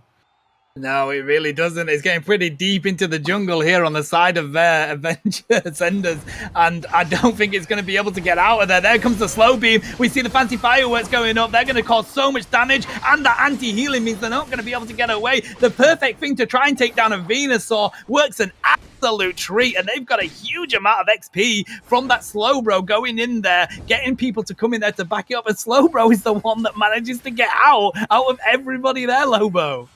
Unbelievable. The Venusaur went in. The Giga Drain's hitting everything they could, but the damage from Garchomp plus the Delphox Fanciful Fireworks just too much to deal with here. But now Ascendants are going to just try and take this Lecky off the board, as they do in Quick Fourth. They Vengeance still have that. No, they've lost their tier 1 pad now. They're just going to try and defend this. 250 seconds, 2 minutes and 50 left on the board. Look at these levels, Tano. We just got 3 level 12s on the side of Vengeance. We've got a level 13 Garchomp taking down that Venusaur.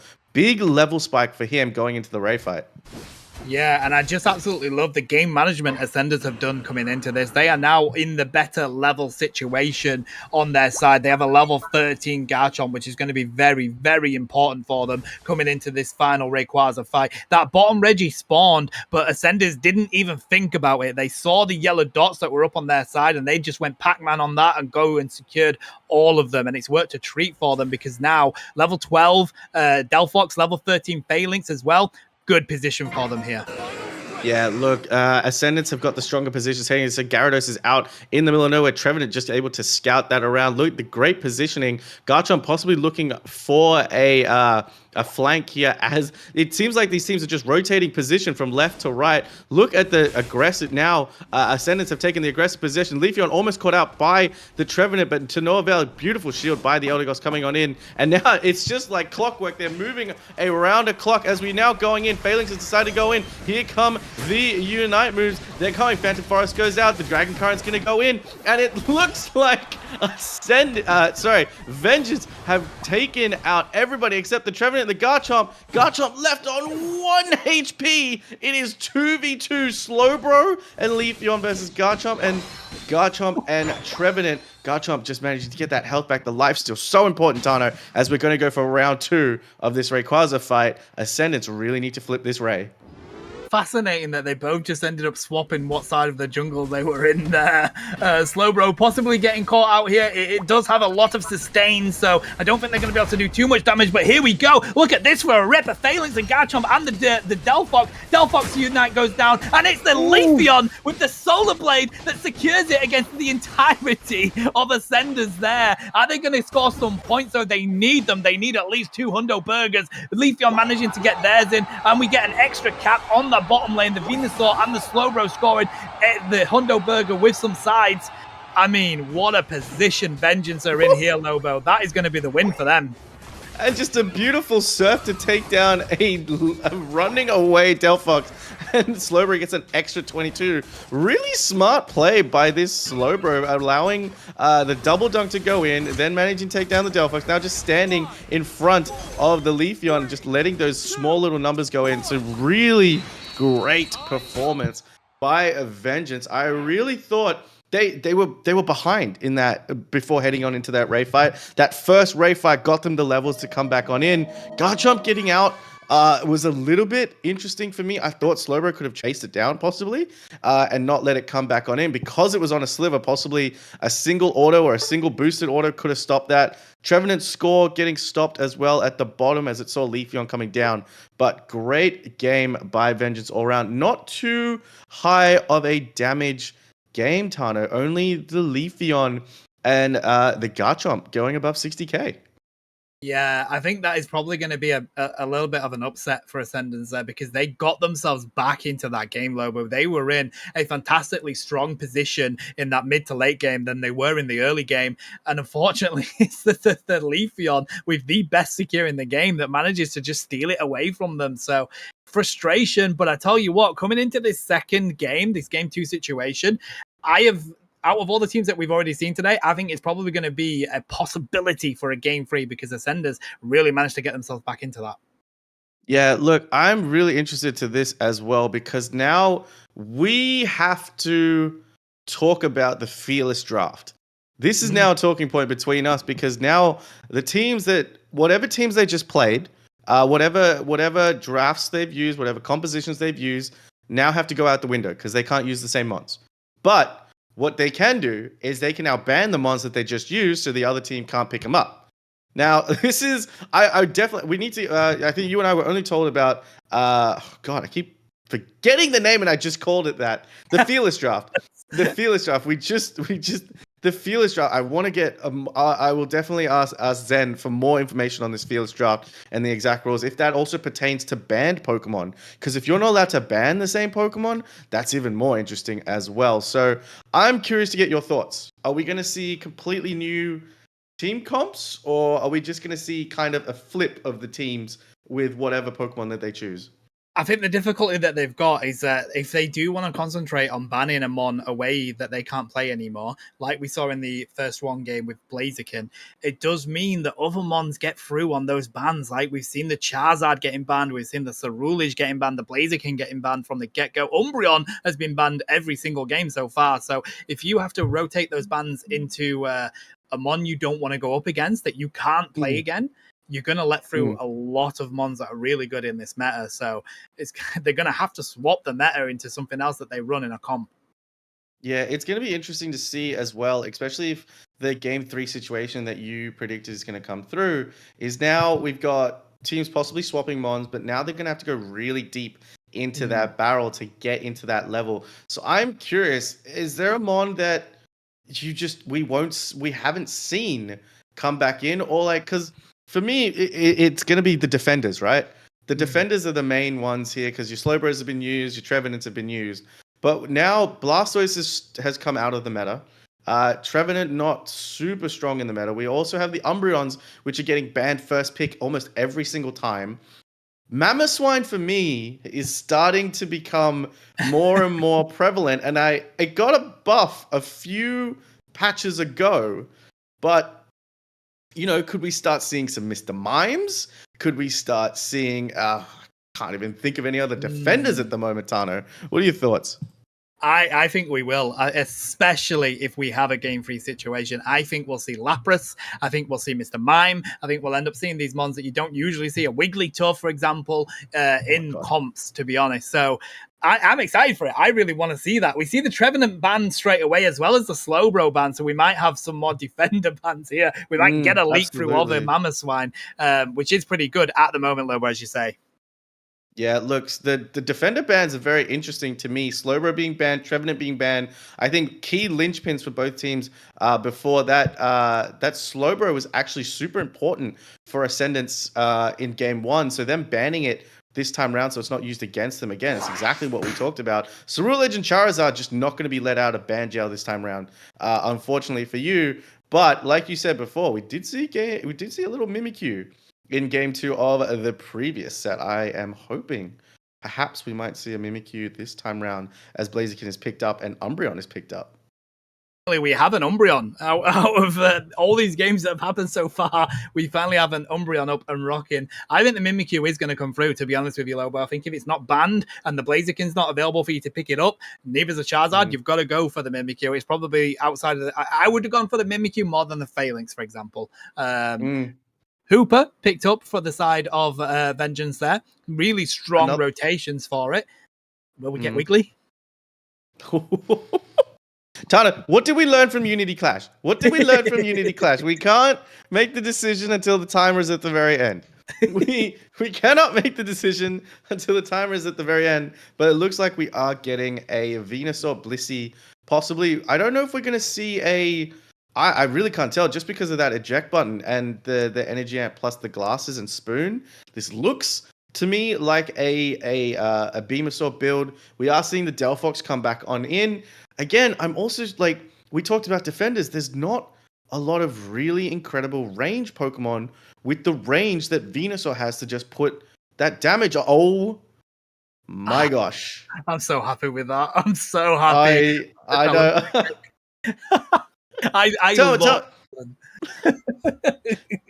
Tell me your happiness. Feed me your happiness, Tano. Mate, I'm so buzzed with it. Also, they have the charging charm on the Talonflame, which works so well, whether it's Brave Bird, whether it's Fly. It's fantastic. They've got the stacking on it as well. Talonflame is a fantastic shout for this comp. You've got a Venusaur and an Espeon that it will be able to shut down with an absolute treat, as well as the Blissey, to be honest. I love this shout from Zoltan. I think this is fantastic. We are hearing a lot of Zoltan praises in the chat at the moment. That name is something that is now becoming synonymous with the chat, is the name of Zoltan. So I'm really keen to see how he goes. And there, Tano, we've gotten both of we've gotten both of what we wanted. We've gotten a Talonflame and a Mimikyu. And that, for me, on the side of Vengeance, that is a strong comp. You've got an Umbreon sitting in front of that Delphox. You've got a Mimikyu that's going to go in with... I'm going to assume that it's going to want to brawl, and it's going to be the Shadow Sneak Play Rough build. We've got the Hooper, if it's going Hyperspace Hole, is going to not only have that Hooper Highway, but the ability to reset.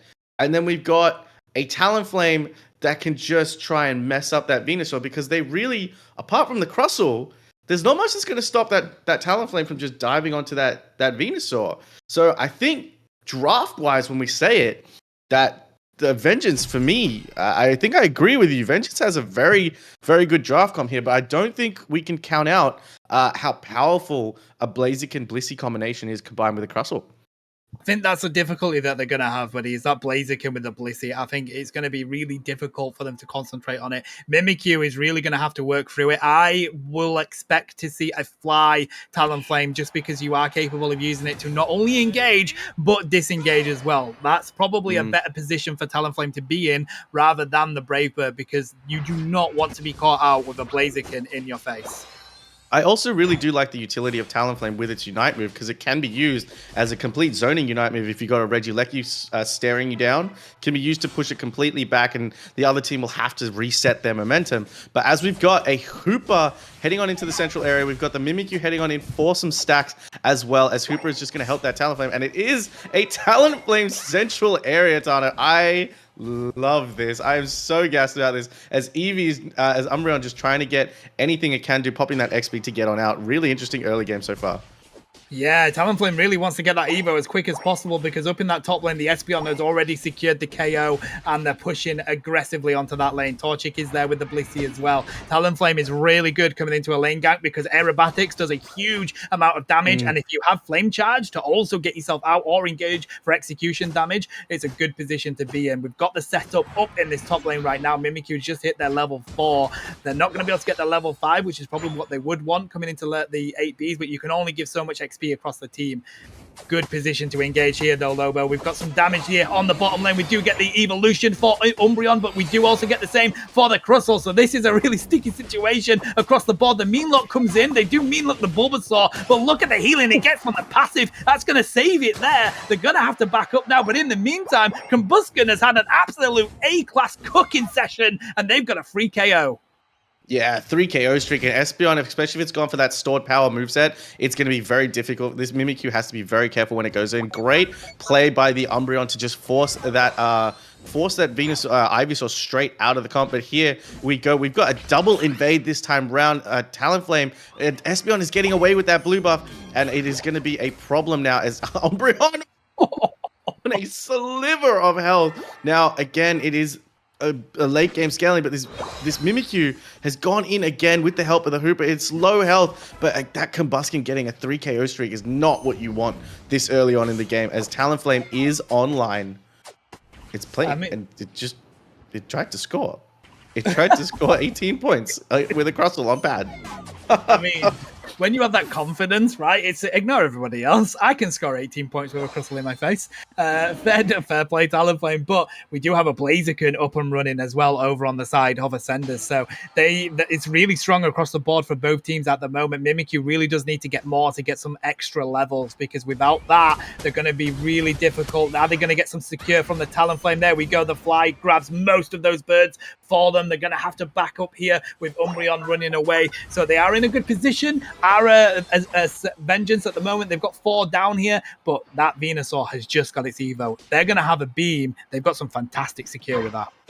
Yeah, absolutely. Look, this is where everything's going to have to come in. There's the Beam Rock 2 combination hitting the Umbreon and Hooper for half the damage. And now this is going to be a problem with Blaziken. Is just doing its own thing in the top lane. I think Vengeance have a problem here. They really need to do something. That Hooper Highway is already broken down to 1. Mimikyu is just trying to hit that level 8.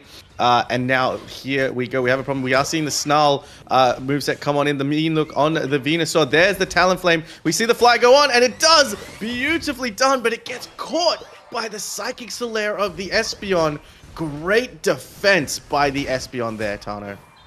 It was fantastically timed, buddy. They saw the fly coming in from the Talonflame, and they used it to absolute precision to stop that much damage coming in. I think this Espeon is going to be the MVP of the game so far. The stored power coming in is doing so much damage. Blaziken's managed to get themselves cooking with the assistance of the rest of their team, so they're in a really good position. Talonflame has used their Unite move to try and draw somebody into their team and get a KO. Unfortunately, they did just miss it. It was really well thought out, but just not executed to the level that they wanted to, and now the Vengeance are on a bit of a back foot at the moment. Yeah, absolutely. There's a big beam coming on in with the Crustle. Rock Tomb again. Crustle is going to go on in. Talonflame almost getting caught out. Going in after the Crustle. The stored power. Talonflame going to go down to a beam. These dives are just not working. There's miscommunication going on here, Tano. The Mimikyu completely out of sorts with these battles. I do not know what is going on, but Ascendants are taking everything they have to go on. There's this Fanciful Fireworks to defend the pad, and now look at just the level difference here. Level 11 Blaziken, 10-10 Venusaur and Espeon, but not even a single double digit on the side of Vengeance. They really need to do something as Mimikyu goes in with a 2 KO streak. Verdant Anger is going to come on in to help defend that pad, and Blaziken is going to come in for the flank. Mimikyu on a 3 KO streak. It's going to hit that Shadow Sneak. And there it goes. It's using the Shadow Claw moveset. I don't think it is. I think it might be playing Play Rough. And there's the 4 KO streak for the Mimikyu. It's going to go on in. It missed the Shadow Sneak on to the Blaziken. It really doesn't want to get caught out here. But I think the Mimikyu is going to finally go down with a beautiful 4 KO streak. Yeah, really well played to get themselves back into the game. Vengeance, Mimikyu crawling their team onto their back, trying to get themselves back into the game. Blaziken is cooking, though, for the side of Ascenders at the moment. It has been left to do whatever it wants in that top lane. Talonflame really needs to concentrate on securing the objectives or picking up the squishes. What I'm seeing here, though, is that they're using the Flame Charge to go in and cause more damage, but the Flame Charge has to be your disengage move, right? While you wait for the reset on Fly, you go in, drop massive damage with the Fly, and then try and get yourself out of there. It was a good effort with a Unite move to try and secure an objective and get some push there, but again, the stored power from Espeon, pairing that with a beam from the Venusaur, it's too much for anyone that doesn't have a defender name tag to deal with.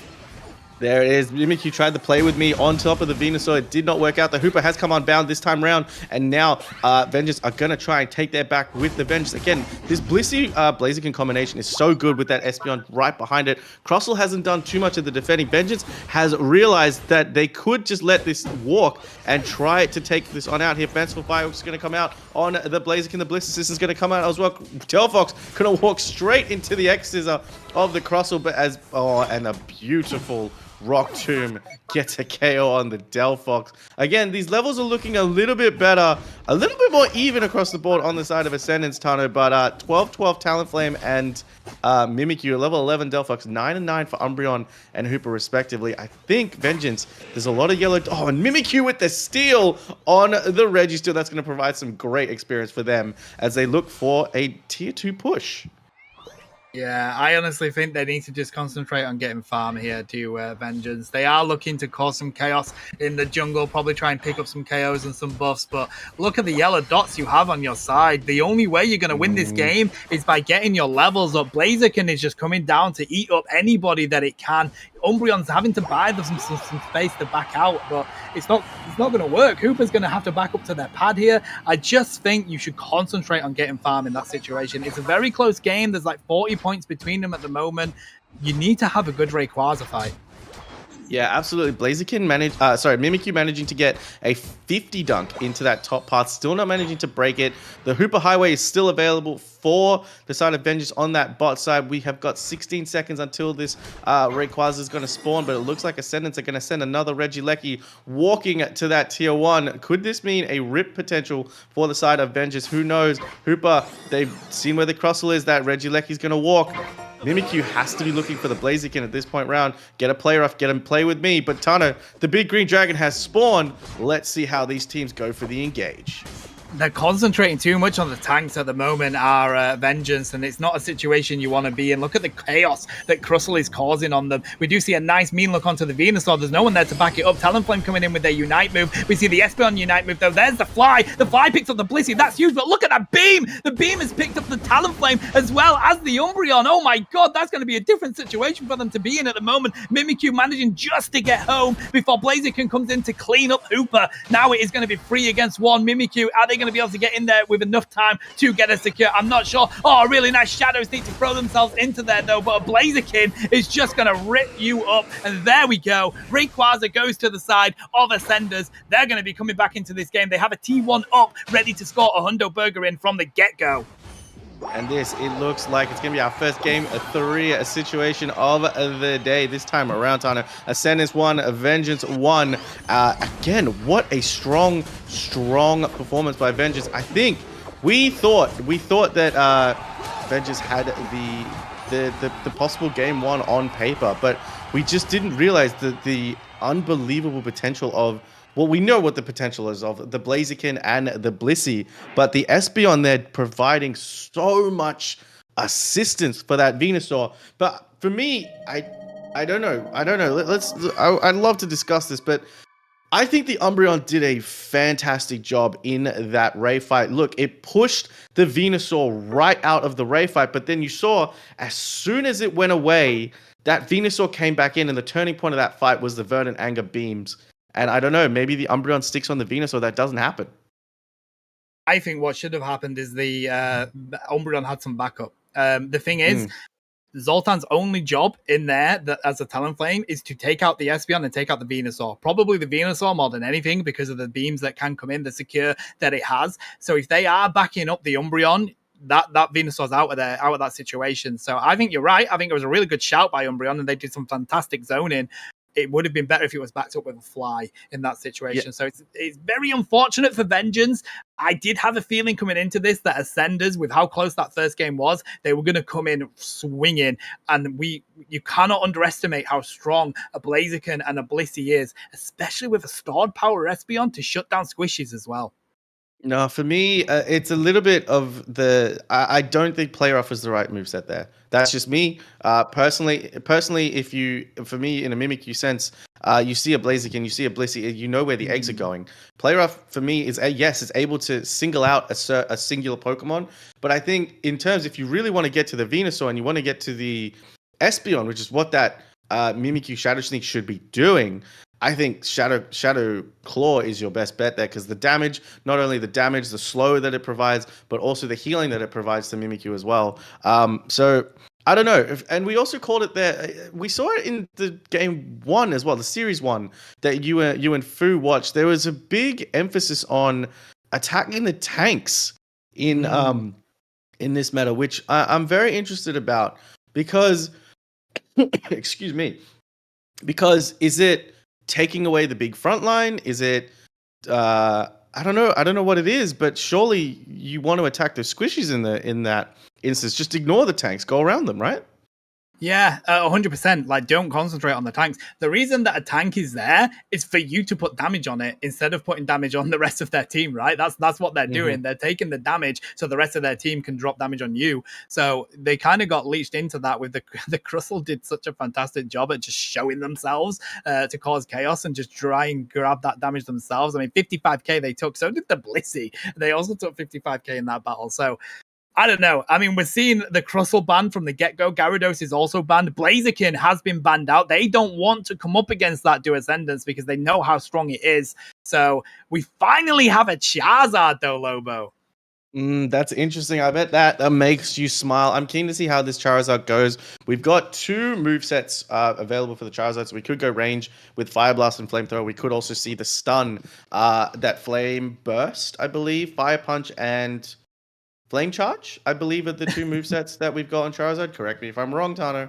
But we are seeing the Hooper and Slowbro come back into play. Yeah, I mean, they've got the core lockdown of Ascendants, right? They're going to go get the strongest defender, and they're going to get a really good support mon that has some really good heals as well as those rotations. It looks like Vengeance are going to try and do the same. They're going to pick up possibly the Blissey, but the Trevenant does. When you can't pick up a Slowbro, at least you can get a Trevenant that does quite a good amount of CC, can cause chaos. It's kind of just making sure that this Charizard has the opportunity to drop that damage. Yeah, look, it's going to be interesting. I like the possibility of them hovering over the Chandelure. That's going to provide a lot of damage on top of Trevenant as well as Blissey, that strong frontline. And there's another big damage dealer this time around. So it's going to be a very interesting to see how Vengeance are going to respond to this one. But I do like the core that we're seeing coming out of Ascendance this time around. A little bit more of a, on paper, but we've been proved wrong on paper before, haven't we? Lucario did it again. But there, and almost Lucario. It's a water bear. It's got to be a water bear, right, Tano?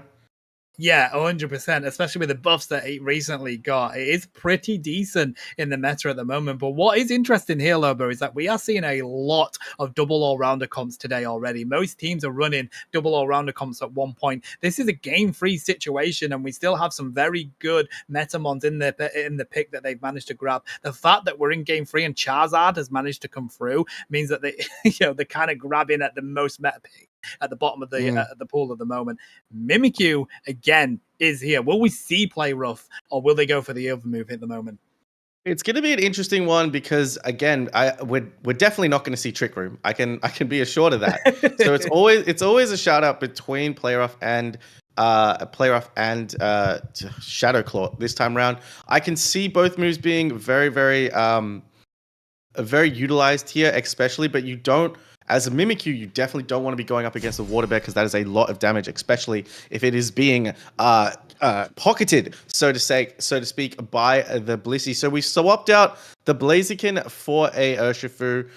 New look teams all round. I do like the Hooper pick from this one round. So Vengeance are going to have to come out swinging here to get rid of that Hooper Highway. That's going to be super effective.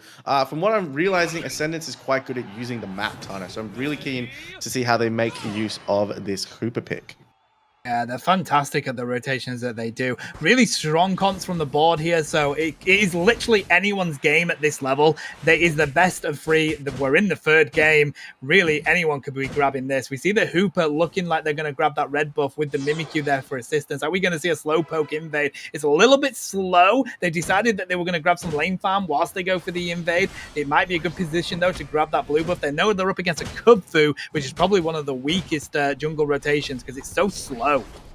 Yes, but that Trevenant has gone into that central lane, so which means that Trevenant's not going to get online, but the Hooper is there to back it up. So we've got double invade coming on from the side of Ascendance. Kubfu is just going to make its way on out of the central area with only one buff, Tano. That's going to be really unfortunate, but it looks like I think Trevenant might have taken the buff. I saw Hooper with a red buff, but that could have been from its own central area. I'm very interested to see who made it out with that buff, because I know the Slowbro didn't, the Urshifu didn't, so by process of elimination, that Trevenant has got to get it, as Blissey does take it, as we've got middle Altarias coming up inside the top lane. Mimikyu is here. It's very interesting that they share the buff this time around, and it has decided to go for that Play Rough moveset this time around, not letting that Charizard get online as it wants. But again, Play Rough not taking out a Charizard, where I think Shadow Claw might have done the job.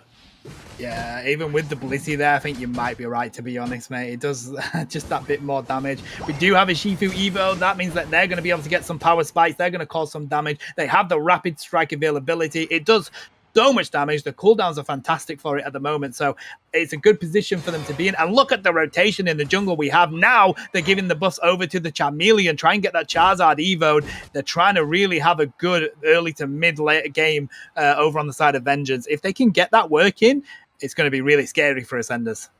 Yeah, absolutely. And look, that Trevenant does have a red buff. Charmeleon with a red buff as well. The candle has not turned into a lamp just yet. Mimikyu using those holes. The Water Bear is going to go in. This Water Bear is very scary. Beautiful Surf to try and stop the Water Bear, we just can't. But the Play Rough does an absolutely fantastic job. I might just have to eat my words when it comes to the Play Rough decision. And I think the Charmeleon has gone with the Flamethrower moveset, but my only concern right now for Ascendance is that level 4 candle. I think they need to probably start sharing that central area with it so that it can get its Evo as it just ticks on over. It's gone from a candle to a lamp. Not too long until we get ourselves a lovely Chandelure. Yeah, that's a good position they want to be in. We do see the overheat coming in again. Good shout. I do prefer Flamethrower still, but with that Play Rough Mimikyu, it's enough to secure the Trevenant. It's a good position to be in, but here we go. Shifu is up here. They've got the rapid move strikes. 12 points going in from the Blissey. They haven't managed to take down the Shifu despite the amount of damage going onto it, but here's the rest of the team. This just shows how strong a Hooper is in this meta at the moment. Mimikyu is cleaning up. The Shifu is going to be a bit too much for it to try and clean up, and the Charizard is also there with the full Evo. They don't have their Unite move yet, Lobo, but it doesn't matter because Shifu is going to clean up the Chandelure. Those Shadow Sneaks were a thing of beauty. Hooper providing the trickster, but Espeon says, I'ma stop you from going back through that portal. Again, probably just stayed a little bit too long. It looks like Vengeance is going to take this top Regieleki. They're going to prioritize it as the two defenders are just going to duke it out in the bottom. Metagross possibly going to try and go in for a steal. Espeon really great with the Psyshock secure. I love seeing Psyshock. I'm not going to lie. It has such good damage. It provides a stun as well, but now we have a problem here. Metagross has no choice but to run away, as Urshifu does not care about the slow zone, Tano. It is the master of the slow zone. It will just punch and kick its way on out, as Ascendants get the bottom reg ice, I believe, as Ascendants are going to head on and try and push this into the top path, as we've got a fight breaking off. Psychic Skill going on. Bliss Assistant's going to come on to the Trevenant. Mimikyu caught out in no man's land. Charizard Unite's going to go off as well, and it looks like Vengeance have come back with a vengeance, as Chandelure is going to go mono-y-mono against the OG fire type, and it is going to take out the victory in that battle. It may not be a dragon type, but the flame that it can spit is too much for Chandelure there, mate. Really good position for Vengeance to be in. They've got the Charizard Unite ready, able to go. Chandelure is still trying to catch up on this XP. Level 8 on the Trevenant, very, very close to their own Unite move as well, if they can grab this buff. But I think the Mimikyu is probably going to be a bit too much with the Surf coming in as well. They're going to concentrate on getting the KO on the Trevenant. They stopped 3 of them with the Wood Hammer, but no, they're going to have to back up out of there. That's a little bit too much for them to try and deal with. Yeah, absolutely. And it looks like Mimikyu got that buff. Chandelure got the bit of the experience. It is going to be an interesting fight going on round 220 for Vengeance, I believe, and Ascendants have scored nothing, Tana. That's really interesting, considering how this match has been so back and forth. Espeon managing to take out the Slowbro. Mimikyu does use the Play With Me to take out the Urshifu. Now nothing is going to stop these points from rolling on in. I eat my words once again, as the 104 just goes straight on into that top path, halving that difference between the two teams. Almost as if they heard you casting, buddy, and was like, yeah, you know what, Lobo, that's a fair point. Let's go and score this goal. And they've now broken that T1, giving themselves some nice space there. But we do have Vengeance coming in with a vengeance. They have so much. The Psychic Solaire trying to stop the computing crash, and it worked an absolute treat. The slow beam on the Charizard before the Charizard could unite. What a target for them to have. And there we go. Vengeance have zoned out everybody. The Mimikyu is having to back up. Trevenant is there. They're going to get the Lecky. What a fantastic way to answer to what just happened. Yeah, this Mimikyu is breaking ankles. It is distracting everything on the board, as that Regieleki is just going to walk right towards that tier 2. Mimikyu is still alive. It is playing a game of duck, duck, goose. And if you can catch me with with the side of Vengeance here, but Vengeance still comfortably in the lead by 215 points. There's the Unite. Oh, and Mimikyu teleported just before it got hit by the Psyshock, as the Hooper Unite is going to try and take this on in. It's going to be Urshifu versus Chandelure and Mimikyu, and it is the Metagross that comes on in and takes it as the stun goes up on top of the Urshifu. This is a great match going on here, as it is so back and forth, Tano. But with 3 minutes to go, look at all those yellow dots on the map. Yeah, they want to be grabbing him. That was some really good XP that they managed to grab from that Reggie for the side of Ascenders. All these yellow dots need to go within the next couple of seconds, because they need to get set up for the Rayquaza fight that is about to start. Level 13 rotated in for Charizard there. Level 13 for the Shifu. So they have got plus moves across the board. They are the two mons that you really want to have your plus moves coming into this battle as well. Shifu is just sat at the home pad at the moment. Not sure if that's a disconnect or what's going on. Mimikyu with a really good Shadow Sneak to try and throw themselves onto some damage, but they ended up coming up against 4 people from the side of Vengeance. That is the risk of that move, Lobo. Yeah, absolutely. You definitely want to make sure you're panning across when you hit a Shadow Sneak. But honestly, if I was the Mimikyu, I'd just be focusing on trying to get to my level 13. 3 level 12s on the side of Ascendance, 2 level 13s and a 12 on the side of Vengeance. This is going to be one heck of a team fight. 8 seconds to go. Both teams positioning strong. Vengeance do have the tier 1 in the bot side that they want to be able to fight off. Ascendants definitely want to take this fight to the pop, but the big green dragon has spawned once again, Tano. It's going to be all or nothing. This is the game 3 situation. Charizard's looking in, and it seems like Vengeance have decided to go in on early. Slowbro is just going to have to try and make its way on out here. It's not going to get out. Charizard has united. Chandelure has gone down. There's the Phantom Forest. There's the Hooper Unbound. It looks like this fight is going the side of Vengeance, as Ascendants now have 4 members down. There's only 1 member left, and that is the Metagross. And it looks like Vengeance are just going to take this opportunity to rip. Yeah, and the Metagross does have the dash move if they can try and come in. They use the compute and crash to be able to try and secure it. It was a fantastic effort. They did put up the compute and crash, but no, there was the Shifu just being able to damage the Rayquaza in the meantime, and now they're in a sticky situation. Our Ascenders, Vengeance are going to be able to score Hundo Burgers galore. They're going to get some sides as well whilst they're there. 3 Hundo Burgers going into the home base.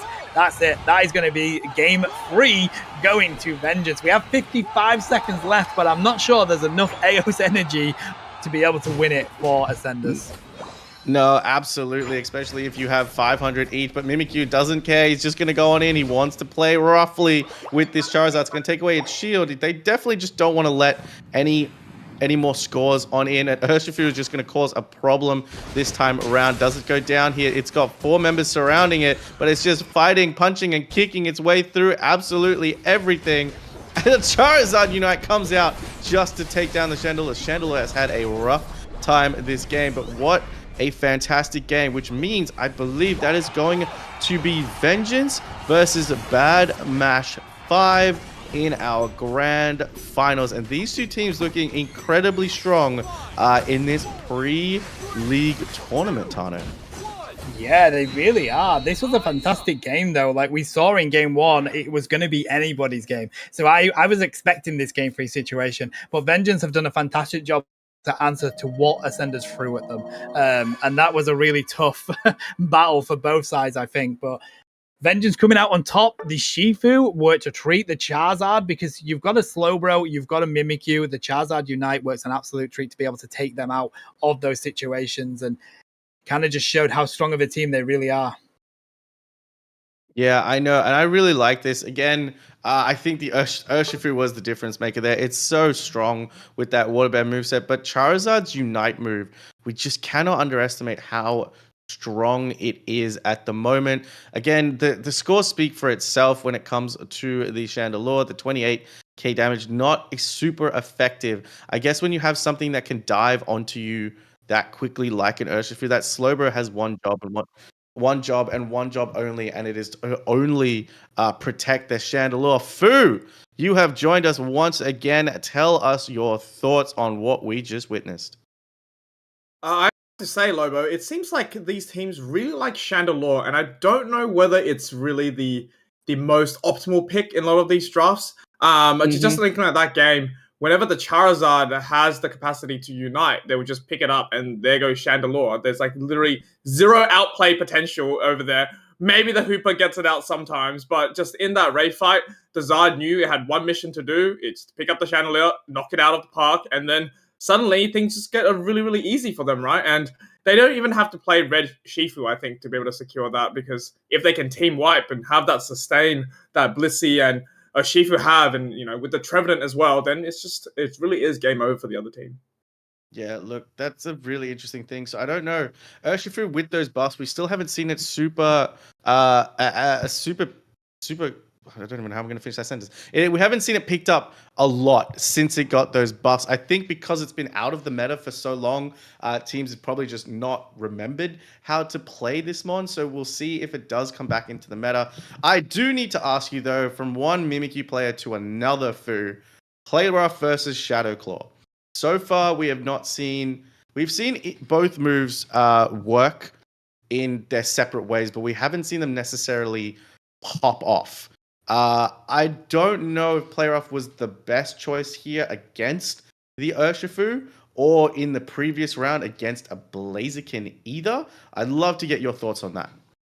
Yeah, I mean, just on your point, I remember hearing that you made about the fact that you might go Shadowclaw into that team. I can see the motivation or the I guess the reasoning behind going Playoff here. You get the SP for free, basically, and also the ability to kind of like stop the Urshifu sustain from really being a problem for you. Obviously, you're not going to be able to take out a Water Urshifu, but if you're going Shadowclaw, you're going to be stunned every few seconds with its Surging Strikes. Whereas if you're Play Rough, then it really can't do anything to you while you're in that invincible state. Having said that, I don't really think Play Rough takes down the Trevenant. I don't think Play Rough takes down the Urshifu, the Charizard, or the Blissey.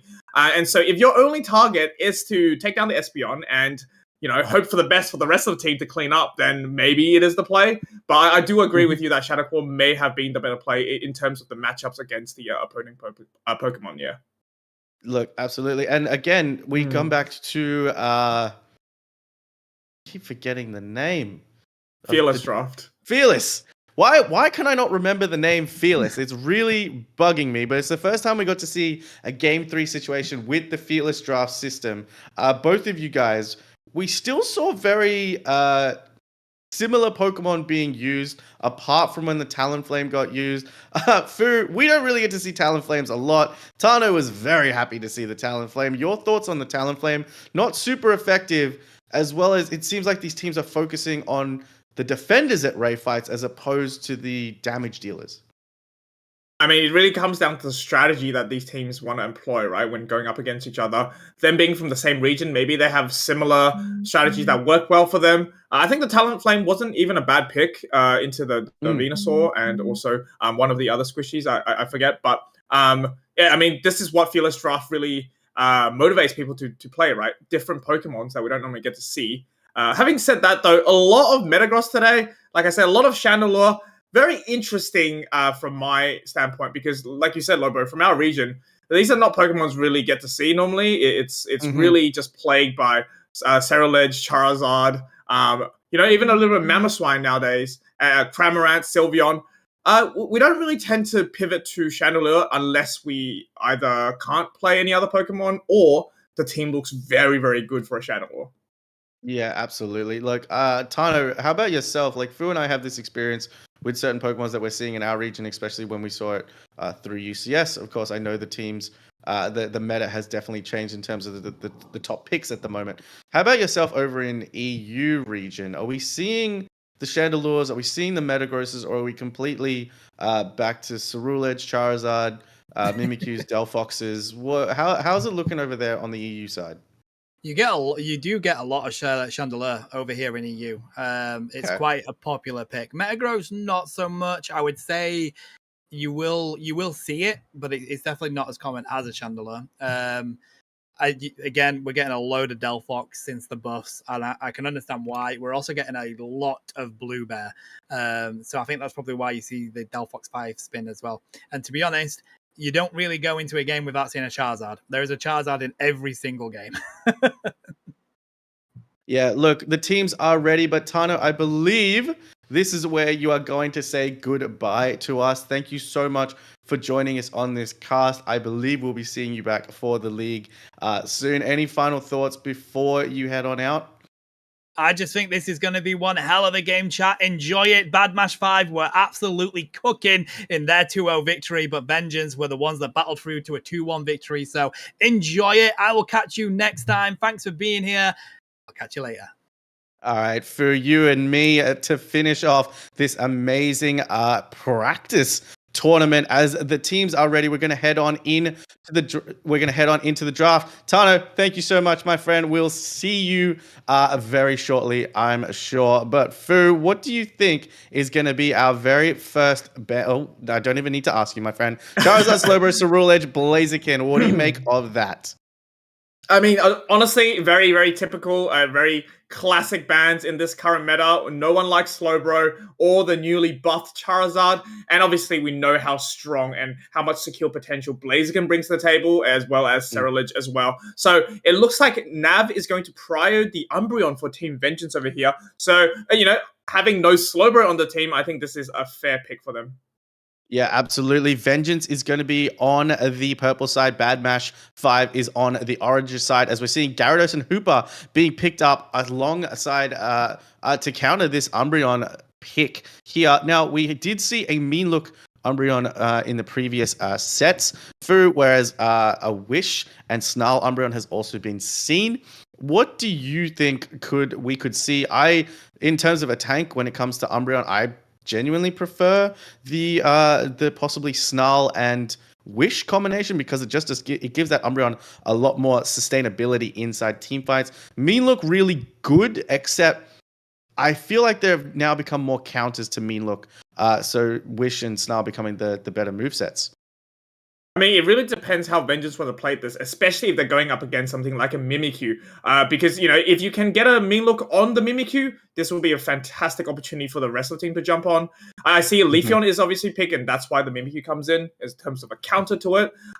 However, you know, having said that the Mime as a supporter can not actually heal unless it goes the Power Swap move, I think Umbreon Wish goes really, really well into that. Seems like Vengeance is picking up another evolution as well. We got the Espeon coming out to play, as well as a very, very, I guess, classic all-rounder Lucario. I think works great in top path. It comes online very, very early. It goes well into something like a Hooper.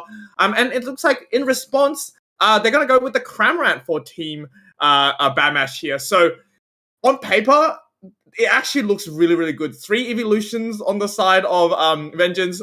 Comes online very early on, but then you also have the potential to have a really good late game coming through from Badmash as well. So it's going to be that tug of war early game, right? Can Badmash stay on par with Vengeance, or will Vengeance just take, you know, the game by the wheel and just drive off with their first set win? We'll see. I guess we'll have to wait to find out here, but definitely very exciting for us. Yeah, look, I actually really like this. The early game, it looks like Vengeance is going for the early game, like you're correct. Power Swap, definitely a good combination here. But I bring us back to our Mimikyu debate before. It looks like Play Rough this time round is probably the moveset that is going to go here when you completely eliminate if you get rid of the passives of Espeon as well, that Play Rough will just delete it. Again, the Leafeon's going to be very careful to get caught out here. So that Umbreon possibly going Mean Look Wish combination could be helpful, or once Mimikyu goes in, it does get kind of stuck out of place with that player. But I think for Ascendance here, it's going to be all about the Gyarados and getting it online as soon as possible. And I love the Cramorant pick, such a versatile moveset. We could see Surf Hurricane, we could see Hurricane Dive, which we have been prone to seeing quite often, especially in the entirety of this Asia region. But 3 evolutions is a bit much for the fact that we can still do an entire team of evolutions. Going to be interesting, as Mr. Mime and Hooper had the same idea for double jungle invade. Yeah, and look at this. Mr. Mime now distracted away, and the Mimikyu is just free to get the central area for their team. A little bit of an early skirmish here. We'll see the Espeon come online after taking that buff, so a little bit of relief, I think, for Team Vengeance here. No, I guess, buff stole away from them, but this will mean that most of Team Badmash is going to pivot to the top side. Perfect timing to help this Magikarp possibly get a KO, get an assist, come online as early as possible, because that Leafeon has that Solar Blade already, Lobo, and that means the secure is going to be very good on the side of Vengeance. Yeah, look, you could try and stop that Leafeon from getting its level 4, but that's not going to stop it for very long. We are seeing the Mean Look come on out. The Mimikyu is inside that top path. Magikarp very, very close. All it needs to do is get a little bit of an assist here. Shadow Sneak is not available yet for Mimikyu, as we got Mime and Espeon just taking that middle farm away. We've got the Hooper coming on in. We are seeing the Shadow Claw moveset this time around. It does do a lot of damage. Mr. Mime doing a great job with his push there, as Mimikyu is just going to keep going on in. We know how strong this is in the early game, but it's going on in too far. It needs to get to that Hooper portal, but I think Ascendance just a little bit too anxious there, as Gyarados is now online, but I don't think Vengeance has seen it as Lucario gets taken down. Knockdown for knockdown food, not a bad engage inside this first round. Hooper portal showing to be very clutch this time around. Yeah, and definitely a really good trade. I mean, having the Gyarados come online at level 5 is really, really good for them. I mean, this just means that they can actually contest against that Leafeon. More jungle invasion coming out from Badmash here. This is fantastic for them. They really want to make, I guess, this game living hell for the opposition here. Hooper getting caught out by the Mean Look, though. That's going to be a conversion for that Lucario, getting some levels as well. But yet again, with that Gyarados on top, they're able to scale a little bit. Meanwhile, Cramorant is now helping this Phantom, trying to get some levels to get that Trevenant for this early game skirmish that's coming up. Yeah, absolutely. We have seen that the Espeon has gone Psyshock that time round. Very interesting play. We saw that with the entire time they were in the jungle, the Mimikyu's decided to go in with the bounce. The Shadow Claw is going to try and do any kind of damage it is, but Vengeance just managing to survive that time round. Mimikyu Gyarados combination is something scary that you really don't want to go up against. Lucario is just trying to make its way. The close combat has gone in. The Shadow Sneak does take down the Lucario, and Leafeon has no choice but to go here. Mimikyu opting not to take the portal, but a beautiful stun from Hooper allows it to get its scores on in. Unfortunate, unable to Shadow Sneak onto the Mimikyu, as Ascendants are just going to manage to make their way out. But Trevenant finally online for, I think, very interesting to leave your tank at a lower level for the longest time. I mean, it just depends on how they want to play this, right? Tanks normally, you know, don't need that level, so if they get the carry mons higher level, it would be great in those team fights. I really like how the Hooper portals are just rotating people up and down for Bad Match at the moment, because, you know, if anything, it is going to be very important for Vengeance to try to break these pads so that Hooper doesn't have that ability. A little bit of a fight in the top and bottom path at the moment. Both teams just thinking about what objective they really want to prioritize here. A little bit of Registeel at the bottom looking to be done by Vengeance. Meanwhile, at the top, a bit of a secure against a secure, but the Leafeon's gonna get that with the Solar Blade. But I think, in other words, but the Lucario getting that pick on the Cramorant was so crucial there, and they seem to win both objectives here for this first 4 minutes of this game. Hooper Portal just able to send them back up and down once more. I don't know whether they can actually protect this pad. Gyarados comes in though, jumps at this Umbreon, but yet again, a little bit of a disconnect now, right? I think the fact that Vengeance is able to get both these objectives means that the attention is now split for Bad Match. They have to kind of think about, where do I need to send my people to defend? Their pads are getting attacked from top and bottom, do you know what I mean? So very well played by Vengeance so far. Yeah, absolutely. It's chaos all over the place, as we saw Leafeon go in with the Emerald two-step, had to go down as it got Shadow Sneak, Mimikyu taking out the Mr. Mime, and now Ascendants are going to make their way on in, but Gyarados just avoiding the red buff completely and decided to focus on the scores. Not super sure what was going on there, but Vengeance is now coming back into their area. The power-up punch, close combat. Mimikyu's probably going to make its way on out here. Yes, it does. And they don't want to go back, but there is a Hooper Unite inside the central area of Vengeance as Mime Showtime decides to come out. Mime's taking center stage this time around. Hooper is just caught out. I don't think anybody else came through that portal for interesting Unite move. Might have been a panic. I'm not too sure, but I think you would be glad if your team Bad Match to not actually take that portal, because that means a lot more experience getting on the side of Vengeance here. Speaking of experience, that Mimikyu going down is super bad for the team, because there's going to be a level 11 Lucario coming online there. I know points, you know, are differing in favor of Bad Match here, but on paper, Lobo, the levels look very good for Vengeance at the moment. I mean, they're in an incredible spot. They've got the positioning for Regieleki for this fight. You know, the Umbreon is there to protect that basement pad as well. So, I mean, if they can get this Regieleki, it's going to be very good for them. Yeah, a level 12 Lucario at this stage in the game, when we're only hitting the 4-minute mark, and a level 12 Lucario, both incredibly scary. I think both teams they're splitting their attention between each objective. Mr. Mime probably caught out here, puts up a beautiful wall so Gyarados can't jump over it. We're going to try and see what's going to happen here. Gyarados is going to start this objective. Mr. Mime does go down to the Mimikyu. In that sense there, but Mimikyu almost caught out. The Cramorant's coming in to help. It's gone on in. Espeon Psychic Solaire does go up, and it could get caught out. There's the Phantom Forest coming out. The Golf Gatling Missile is going to come on out, as well as we get 2 members down for the side of Vengeance, and Ascendants are just going to try and rip this Regieleki. Gyarados doing all the heavy lifting on that one, as Mr. Mime tries to steal it with its Unite move. There's no way.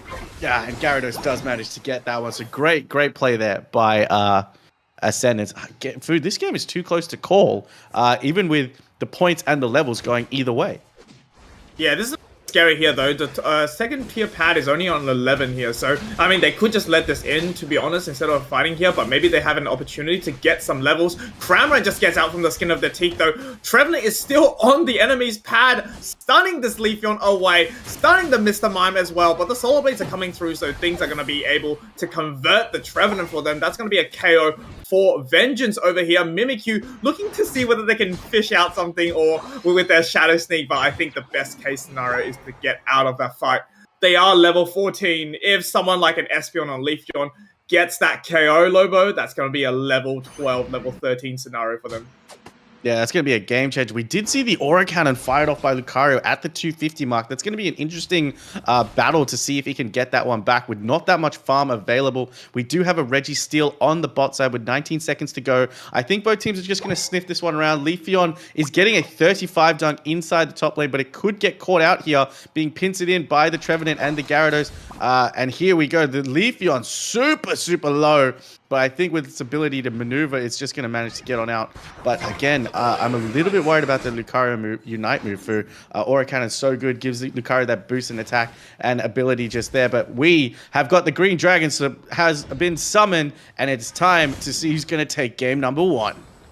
Yeah, look at the positioning coming out from Batmatch though. They have a lot of control of this pit at the moment. Mime trying to go into to get some space, but the Mimikyu Unite will be able to bait out the Showtime coming in from Mime. We're going to quickly pan back to the Rayquaza fight as the Dragon Current comes in to eject out. Cramorant Unite is going to do so much damage to the opposition team, and members of Vengeance are just dropping at the moment. No more Lucario, no more Espeon. The Umbreon is holding on for their dear life, gets KO'd by the Mimikyu as well. We know how strong Mimikyu is. It is just showing us at the moment genius with a genius play. It is up to the Leafeon to potentially get that secure, but it gets shut down by the Mimikyu once again. KO streak of 3.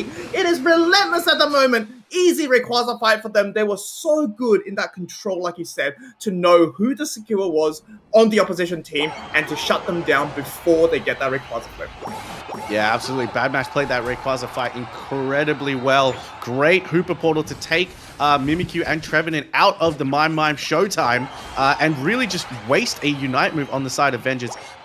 Really, really smartly played. And then the Mr. Mime just got taken out. Lucario, play with me. Mimikyu just wanted somebody to play with, managed to take it out.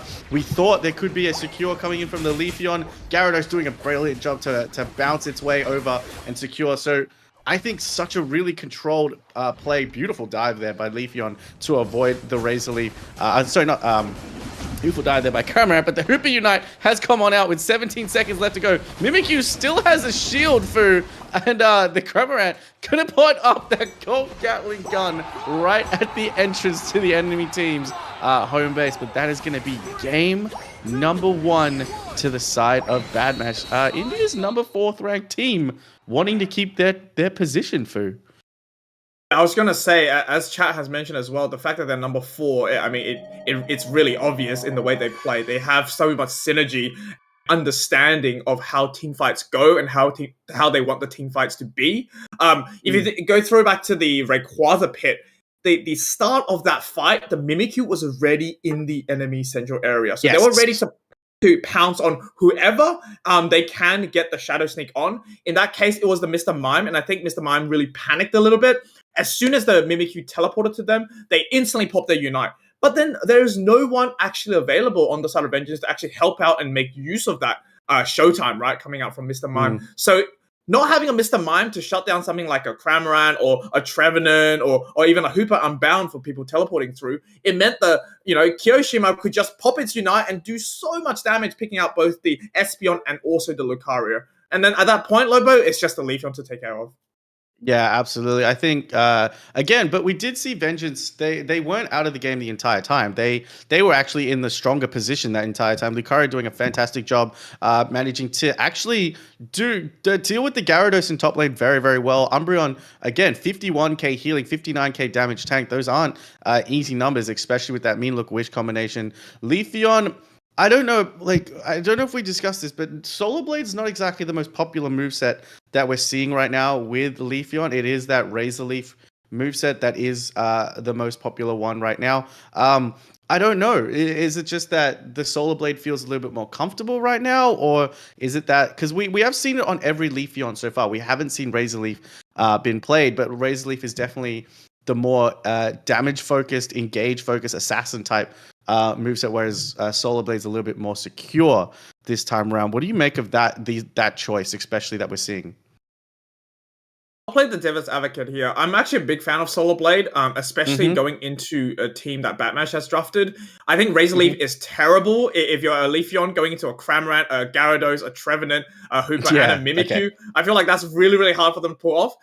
The fact that they were under level for most of the game is really paying tribute to how fast the Magikarp evolved. And I think that was Yes. something we mentioned at the start. If Genius could help Kid 7-7 come online early, that means that they can actually contest the farm against that Leafeon. But it's going to be game number 2. This is going to be a very important game for both teams because it is the championship point, right, for these warm-up games for Bad Mash at the moment. And looking at the bans, it is no different to what we've seen today. Don't forget, chat, it is Fearless Draft, so looks like Slowbro is not even going to have a chance to appear in these grand finals. No, absolutely. And there's the chart again. The 3 fire types and the water type. Man, they're not getting their chance to play. But what I want to go on to what you pointed out just before. We're not going to see it this time around because they can't play the Gyarados again. But the double invade gave Gyarados the entirety of that top lane farm to just get whatever he want. Obviously, Genius coming up with the Mimikyu helped really well. So again, I think Bad Mash did such a good job in terms of their team rotation. For me, they didn't really care about the Trevenant's levels, which was really surprising to me because that's one of the mons you kind of want to get online so that they can start bullying people in that lane. But we are seeing now pick up the Trevenant and the Clefable combination. I could be to deal with those speedsters. Gravity Hornleech is going to be a real problem for the side of Vengeance this time around. Yeah, interesting actually picking Clefable so early in the draft. It seems like they really want it against, and it could just be the Pokemon they're going to play. Maybe they're going to be playing Mimikyu this time, and so that they want something like a Clefable so that the opposition doesn't, counter it with it. I'm not really sure that the fact that you have a Delphox as well, what the actual strategy with a Clefable is. Because I feel like if you're an Umbreon, Blissey, or Metagross, you don't really care about a Clefable going into this. I guess, 5v5, right? Sableye is going to be a very interesting pick, though. Yeah. I don't think it's the best choice. They're going to lock in that Talonflame, so Tana's going to be especially happy. But I don't think I'll be happy if I was a Talonflame going into such a tanky 3 prior Pokemon coming out from Bad Mash at the moment, though. No, absolutely. We saw Zoltan use the Talonflame previously. It did focus more heavily on the tanks in that last match, so hopefully we can see it decide to jump onto the either Leafeon or the Sylveon this time around. Again, the level 4 evolutions are Sylveon, Leafeon, not exactly a weak Pokemon, especially if you're going that Draining Kiss Mystical Fire moveset. It does make it a little bit tankier. I could see it going with the Hyper Voice moveset to deal with the Trevenant and Clefable combination. Leafeon is probably going to be the main target for that Talonflame, so that Umbreon's going to be very interesting. But Blissey, Metagross, we've seen it's all going to be again for the side of Vengeance is if that Gyarados gets online, because I think if that Gyarados gets online, it's going to be Metagross versus Gyarados, which I think is going to determine this match. And we'll see what kind of moveset we're going to go here with the Leafeon, because we talked about it at the very start of this draft. Solar Blade or Razor Leaf here, Fu? That's a great question. And I think, in my opinion, Solar Blade's a little bit better still. I mean, Clefable and Trevenant and Gyarados is very hard, in my opinion, to go for the Razor Leaf. But if they are over-leveled, I do see the Razor Leaf coming in terms of a extreme impact into the Delphox. I don't think the Delphox is going to have a very fun time. And that's why they're running Shedinja Doll here, Lobo. I don't think that they know they're the target for the Leafeon Unite, and the Shedinja Doll is going to be able to counter that. I mean, this is going to be a very cool show in terms of the early game, having said that there are 2 evolutions on the side of Bad Mash. I want to see that Sylveon so badly just take the red buff and gank immediately to the top lane to stop that Magikarp from actually jumping over the waterfall early as possible. And that would be a great way to showcase how strong an evolution is in that early game. Yeah, look, a split jungle is exactly what we want to see here, but it doesn't look like that is what we are going to get. Actually, I could be mistaken here, as Umbreon looking to possibly invade? So we've got a completely empty bot side lane going on here for interesting strategy this time around. But Umbreon managing to steal the blue buff away from the Delphox. Wow. And Leafeon is online. Sylveon not online yet. Probably going to get that other piece of farm. But to stop that Magikarp from going online, that Leafeon is going to head on straight into the top lane. Again, that's very interesting to leave the bottom path completely unprotected. Yeah, very well played by Bad Matchup over there. This is really what you want to see coming out from an aggressive draft going into that Magic Cup as well. So it is going to be the Razor Leaf that you've been talking about. So let's see how it goes into this draft. The Meanlook's going to be selected by the Umbreon as well. So this Clefairy is going to have a little bit of trouble in that early moments of this match. 4 members of Bad Match is going to be in that top path here. This is what we've seen from a lot of the Asia teams as well. They like that aggressive play. And if you don't send someone up like Vengeance has not, this is going to be an easy walkthrough for that experience and a really bad time for this Magic Cup here as the little Fletchinder has to eject out of the way. They unfortunately hit their farm as well, so there's going to be more experience coming on from Bad Match as well. So, I mean, this is a picture-perfect start to this game if you're 1 game up, right? They want to show that they are going to be 4th in the region. They've got what it takes to take it all in this warm-up for the AEOS League. I mean, things are going very well for a Bad Match at the moment. Yeah, perfect start. Magic Cup managing to secure that red buff outside of the Umbreon invade. But again, this shows the strong ability of level 4 evolution. Sylveon might not make it out here. It does have that hyper voice, but Gelfox decided not to chase it down. That Meanlook is going onto the Magic Cup no matter what we say, and Metagross is just going to try and stop it from evolving.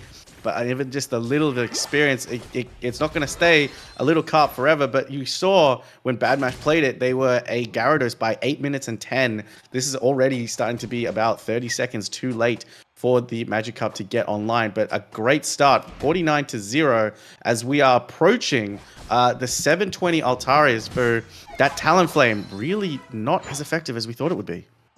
I mean, as I said in the draft, I think Talonflame goes really hard into that team in terms of how difficult it is for the Talonflame and not how easy it is to take off any members. Bit of a skirmish at the bottom here as Hyper Voice is just going to shred this Trevenant. Hyper Voice with its anti-heal item is going to be so impactful into the Trevenant, the Clefable, which loves getting sustained from itself, right? And the heals coming out from Clefable as well. So this is going to be quite a hard task for the Trevenant to actually isolate any members of that evolution line for Vengeance here. And look at the Fire Spin coming out though. Maybe online gets a KO. No, gets Meanlook straight up. Has to pop the Shed Doll. I don't actually know whether they can get out of this fight at the moment. Fire Spin able to ward off the Sylveon just for now though. Gyarados finally online, making his way at the bottom. It's going to be a 5v4 here for Vengeance over here. So they do have the advantage. I don't know whether there's a capability for them to secure this away from them. The Talonflame is there for the secure, like we talked about, and this is going to be a push now. They see that they have the numbers advantage. Metagross is not at the bottom at the moment. They need to get some dunks in and get the hell out of here because Metagross has its Unite move. The compute to crash comes in. The Blade Arena is set. Clefable is not so lucky. I mean, Lobo, I mean, they got some scores off. They got the most objectives, so I guess not all is not lost for Vengeance at the moment. Yeah, look, they got the scores on. They managed to take down the Leafeon, who did not pop its Unite. No Fairy Frolic coming out from Sylveon either. So we could have seen a defense with those Unite moves. Metagross the only one to use its Unite move. Gyarados going to try and get some scores in. But Talonflame doing a brilliant job securing that. We're just zoning out Bad Mass that time round, and Talonflame with the secure. A good comeback play from Vengeance. They're still about 110 points, 109 points, if my quick math is on, to just try and get back into this. But it looks like they're going to try and make up those scores right now as they smack on in some others. Now it is only an 80-point game between these two. Metagross heading onto the top lane. Both teams heading onto the top side. Both the two, Sylveon and Umbreon, are going to head on in, but try and crash some points into the bottom now that Delphox is left. But it does not look like this Regieleki's getting some love, as these two teams might just duke it out in the middle here, Fu. Yeah, what's going on right now? I feel like this engagement is really not warranted unless they're going for an objective, to be honest. The Talonflame flies in to try to get the Blissey, but it's going to be so tanky. Flamesweep does not actually connect to anyone, but somehow gets a pick anyway. Computer Crash comes in once again to knock out the Clefable. As we're going to pivot onto the top, it seems like Metagross is going to be the MVP for that secure to take out the Talonflame. I mean, when you draft the Talonflame, you really need to get those secures, but with the aggression and I guess Pokemon actually that are coming online here for a Bad Match, this is looking very stressful for Vengeance as the Umbreons in the Flux Zone unites to take down the Delphox. They need to hold this T1 pad, a T2 pad rather, if they want to hold on to any, I guess, chance of winning this game and taking it to game number 3. The disrespect of the Flux Zone, Fu. That Sylveon went all the way around the wall and hyper voiced down that Delphox. The absolute disrespect that they're showing to this Flux Zone, which is supposed to completely and utterly stop enemies from getting to you. Gyarados is going to get a nice 36 score into that top side. But again, it's now exactly a 100-point game. Mean Look is going to trap the Gyarados. Is just going to have to get out. Vengeance are going to have to do something to get on a back hit because it is 3 minutes. It just hit the 4-minute mark. We have a level 13 Leafeon all ready to go as we saw it get a 4KO streak inside the top path. These teams are just going to try and crash on into the bottom. Umbreon's having a nice little battle with the Gyarados up top. Trevenant caught out in no man's land as Delphox is going to solo this Registeel as Umbreon's going to try and make, Metagross is going to try and make its way down. But it seems like Badmash is just trying to take down this Trevenant because that is going to be the thing that's going to stop them from moving forward. And well, two-step comes in onto the Trevenant. Sorry. Yeah, Trevenant did a very good job to... They did a very good job to delay it, but I mean, Delphox rip with Fire Spin is just not okay. There's just no world that they're going to be able to rip it in time. The Talonflame is not there anymore. It's getting chased by the Umbreon, and suddenly, you know, this Registeel, such a valuable objective, is now going to go on the side of Badmash with the Blissey secure as well. So absolute disaster for Vengeance at the moment. Leafeon goes down though. That's kind of huge for the Gyarados. Gets that level 13. And maybe, I in my own words here, perhaps they can get a score, but it is less than a minute until Rayquaza spawns here. They really cannot give any more levels to Badmash at the moment. No, you really don't want that Gyarados going down there. Trevenant doing a great job, but Metagross just moving past the tree, the big metal computer. It does get taken down by the Hyper Voice, so great defense there. But Fu, I don't know if you realized, but when we were on the Registeel, we saw the mark of the Talonflame Flame Sweep, and I was expecting a Talonflame to come in, but as soon as we panned up, it got Mean Looked. It got Mean Look straight in, so beautiful Mean Look there. Really high talent play, but this Regieleki is possibly going to go to the side of Vengeance here. I believe they're going to go to the side of Vengeance. No, they just decided to take it away. As Metagross manages to secure that. That's going to walk in. We have 6 seconds. Level 14 Leafeon, level 13 Sylveon, level 13 Metagross, and only one level 13 on the side of Vengeance. This is going to be an interesting team fight as that has gone in, that has walked on in to the top side. I don't know if anyone's going to go for a score, but Badmash looking really good. This is championship point, like you said, Fu. The big green dragon has spawned. Let's see if Badmash can take it out. Yeah, very disconnected now is Vengeance at the moment. The Talonflame, the Trevenant is just away from its attackers. I do want to see them regroup and maybe get some sort of control. They are behind. The burden is on them to make a move. Mean Look on the bottom here has to bait out the Phantom Forest. The Blade Arena gets set on the Rayquaza. It's so low. It's just going to be a flip of the switch. But the Talonflame, we talked about how ineffective it is against tanks, but it is definitely super effective at taking the Rayquaza and potentially flipping the game around for them and possibly sending us to a Game 3 scenario, Lobo. Yeah, Game 3 could be incoming, but there's only 100 points in it. Talonflame's shield is gone. It's being chased down. Talonflame is going to possibly... It does not go down. No, Talonflame does not go down. Oh, no, it does. It goes down to a Blissey, but there is only 100 points left into this. Talonflame is down for 25 seconds. Badmash, if they want to make sure that this doesn't go to a Game 3 situation, they're looking for a full bot lane push here. Umbreon going with Snarl.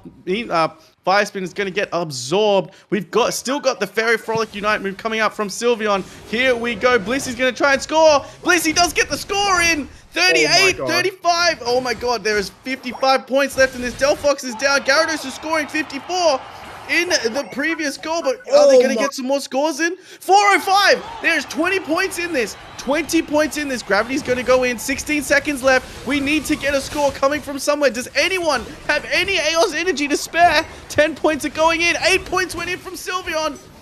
From Leafeon, sorry. I don't know how many more points have gone in. 3 seconds to go. Lobo, that was incredibly close. And the fact that I was going to say the Gyarados needed to back there because it is one of the main damage dealers with his Unite move as well to take out a lot of members of Badmash that was trying to make a comeback there. We're going to see as we hold on to the edge of our seats. No! Vengeance actually takes it with the most minuscule amount of difference in points there, sending it to a decisive game number 3. This is what the warm-up games are all about, right? If this is the action that we have witnessed in a warm-up weekend for the AEOS League, I mean, can you think about the action that's going to come when it's the actual AEOS League? But Oh what my an absolute showstopper of a game, Lobo, to end game number 2. I mean, honestly, at that moment, if they knew how close it was, Lobo, and the fact that some of the evolutions could have picked up some of the points they got from Yeah. eliminating the enemy, they could have turned it around. But when you need, we always say, when there is a ray, there is a way, and absolutely did Vengeance use that to their max power, I guess, to take that game number 2. I think Zoltan had a redemption match this time round on the Talonflame, securing in all of that just happened there. Again, oh man, the things we predicted at the start of the game, Leafeon went on a rampage. Gyarados was the key player because as soon as Vengeance got that Gyarados on the map, it was like all fought. It was Gyarados versus Metagross. The Metagross doing a lot of the heavy damage, and then Leafeon coming in with that assassin type thing. I would have liked to see a little bit more cohesiveness, I guess, between the Trevenant and the Delphox because such good CC moves. But 12 points, man, 12 points. It could not. I mean, it could have obviously been closer, but like. That is the closest game I think you and I have witnessed since for a couple of months, right? I think the last game that we witnessed was a draw in our UCS a while ago, and we were all confused about that.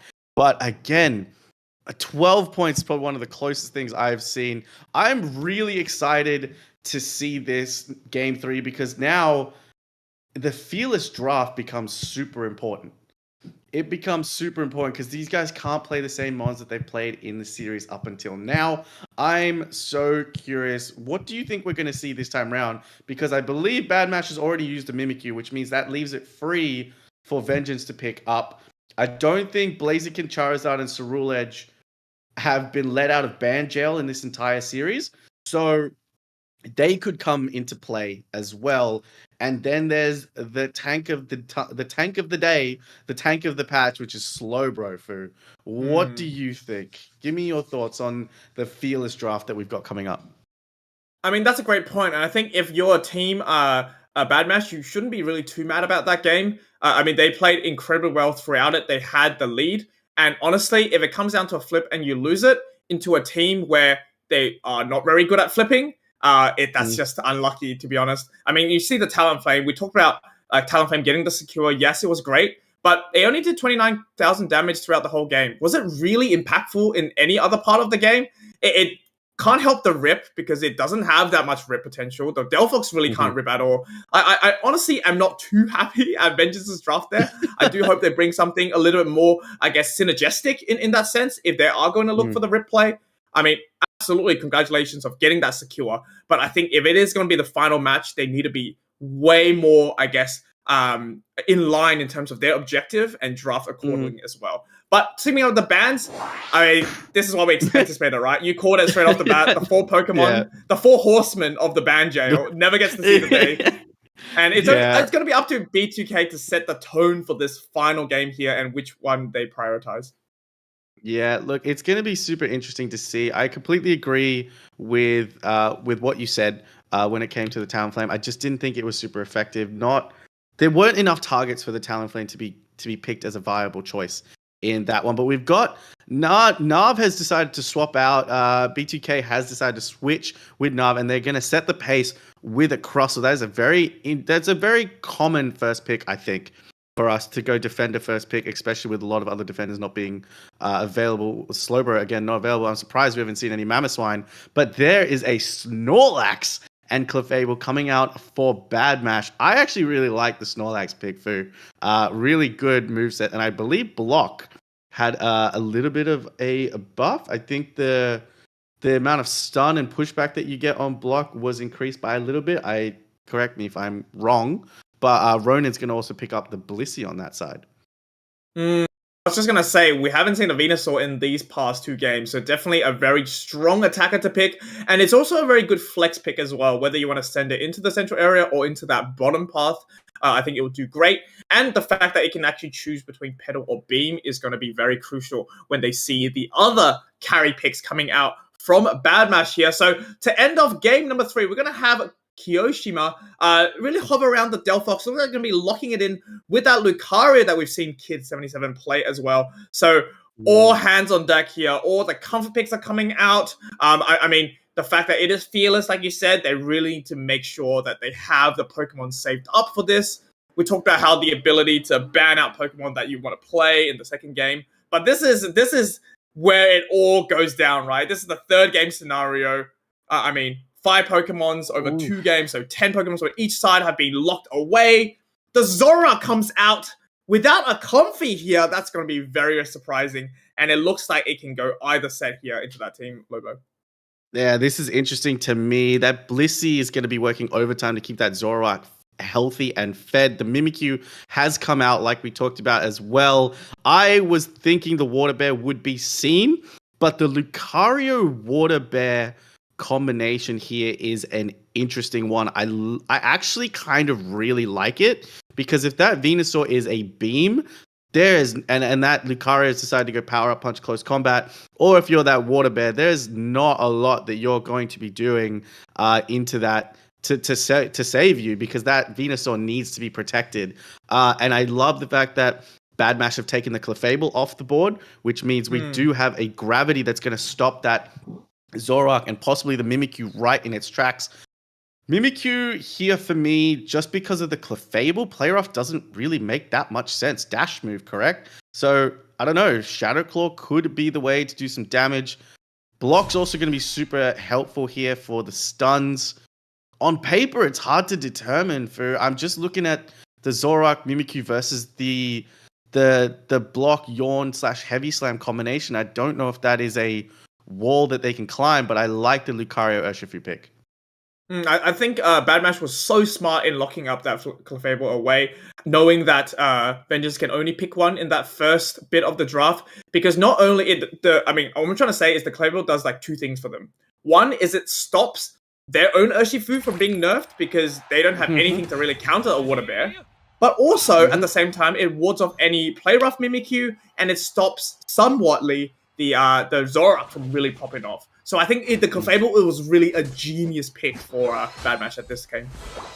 And this is interesting. There's 3 members in the central area. It looks like they really want to make sure that Bad Match are not sending anyone into the central area to really mess with this Zoroark. They want to get it online as soon as possible. I don't know if Crossel is taking the central area. It's just using its EXP share, but it looks like Zoroark is just going to have free reign of that farm. No central area invades this time around. Crossel has taken the blue buff for. I'm very keen to know what that is all about. Surely you'd want the Zoroark to take the entirety of the central farm.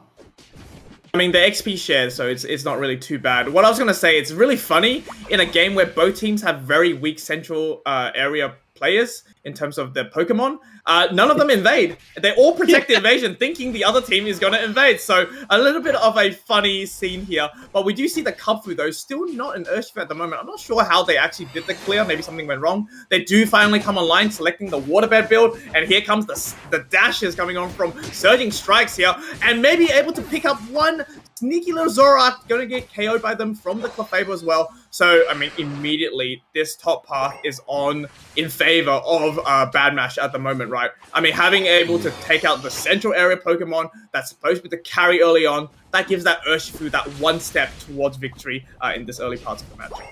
Yeah, Zoroark and Mimikyu are a bad matchup into Water Bear, and looks like Water Bear is just going to head straight into that center. Snorlax surviving on that one. Crossel's using those walls, the combination with the Razor Leaf so good, and Urshifu is just going to walk away with that central area blue buff, and Zoroark has no chance in this one here. It's really one of the first times we're going to see a Zoroark without a Comfy being used, because we're so used to seeing that combination. I am curious. I mean, maybe they already had a healer. It wouldn't be of any use to have a Comfy, but considering that combination is so useful, maybe it's worth the risk to run the double support. But look, it looks like Bad Mash are having a real run of this first one. So Water Bear's coming in. Heavy Slam going to go on in for the Snorlax. There's that gravity. It stops the Zoroark from going on in. And Water Bear is just going to make its way on out. Rock Tomb barely scraping the Urshifu's bum as it manages to get on out. Strong start as we head on into the 720 Altaria's food. Yeah, If it didn't actually just run through that team there, it looked like they're in a very good position, but here comes a little bit of liquidation to maybe make a play. That what we talked about. The birds are up, so healing is definitely very easy for this liquidation Urshifu at the moment. But this Crustle is doing fantastic to just zone them out. I mean, they do get a pick on the Mimikyu though, so that's going to be massive for this Lucario here. I mean, it looks like the top path is really just given on the side of Bad Mash. I think this Mimikyu is just paying the respects at the moment. They really need to chill until they get that level 7, because I don't think they're going to be able to win against the Lucario. Basement Regirock is up for grabs at the bottom. No attackers apart from the Venusaur is here, so maybe vision into a beam off the screen, as you like to say. But that Snorlax is ready to go with the slam and the block. I mean, this, like I said before, I think Bad Mash's synergy is incredible in the way they play. Yeah, absolutely. This Cross was doing a brilliant job. Unfortunately, almost rock tombed its own teammates out into there, and Urshifu did disrespect to the slow zone here. It just does not care about that slow zone, but it does end up going down. Venusaur getting much needed levels there for considering Urshifu was the strong, or one of the strongest, highest levels on the side of Bad Mash. But that is going to be a bit of respite for the Venusaur getting to level 9, also unlocking that Verdant Anger Solar Beam moveset. But Zoroark, beautiful ability to skirt out from the block, Fire Spin combination, do a little bit of damage to the Delphox. 5 minutes going on, but Vengeance Fu have not scored a single point. Yeah, things are not looking good for Vengeance at the moment. They need to get some levels on the board. I mean, once Mimikyu has their Unite move, it's probably going to be a little bit easier in one of the fights, but they cannot keep giving it to the Lucario in the top path here. You know, if you know you're 2 levels underneath the top path all-rounder, you really just need to go and capture some wild Pokemon somewhere else on the map. Aura Cannon goes through to secure that Regieleki for them.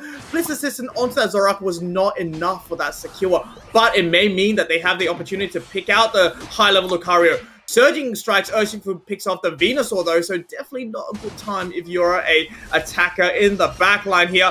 Fanciful Fireworks is like what I like to see to get that anti-heal going. The Regieleki is probably going to walk in here. I don't think it's too much trouble for Vengeance. They need to get a KO somewhere. They do on that Delphox, and look at this. Level 10, finally for the Zoroark here. They need more of these fights, Lobo, and they cannot stop giving it to the Lucario. Yeah, this Lucario is having a great time inside this top part. The power-up punch to take down the... Oh! And it just... The Mimikyu got in the way of the close combat. There is the player-off combination, but Lucario is going to be able to get eject into play with me.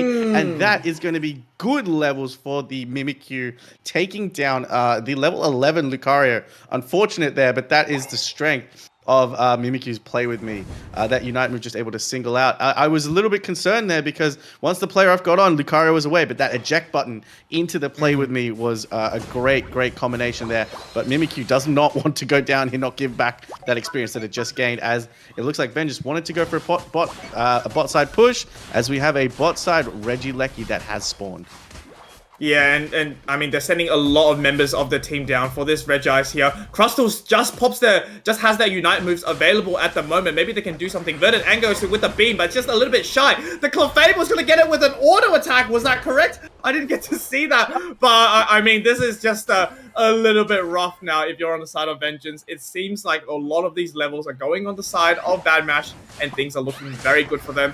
It is not over yet, though. They do have some points on the board finally, and I think they should look at their next engagement with the Mimikyu Unite instead of just taking random fights in the middle of the map at the moment, like this Crustle is doing. I mean, there's no way you can get out on something like a Fire Spin into a Urshifu and, you know, a Clefable as well. So the message I guess I'm trying to send is just chillax, you know, get those wild Pokemon, get those levels up. Snorlax is AFK. Maybe they're taking a really big nap in real life as well. And not too sure what that's going on, but it doesn't seem like they need 5 members here, as they're going to be able to secure that. Zoroark's getting taken out by the Regieleki as well. This Surging Strikes Urshifu is having the time of their life, knowing that Clefables is on their side.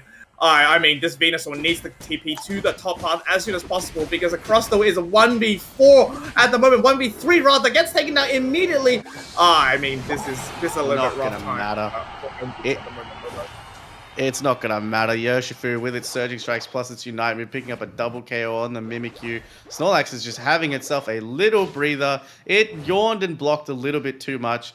I thought the funniest thing in that bottom fight is Clefable managed to get block as well as its Unite move. It rolled block, kept the Zoroark from getting into the stage. So, you know what? When you lose one blocker, you've got another blocker, and I don't think that Snorlax is moving. Hopefully, we get that back, because Bad Mash, even with Snorlax behind their tank, that Clefable is working overtime. I think this Lucario is just having a great time. Level 14 Lucario, level 13, 2 minutes. The Rayquaza has spawned for, again, it's a 4v5 situation. Bad Mash is just going to have to go into this as we go. Clefable getting taken down by the Urshifu.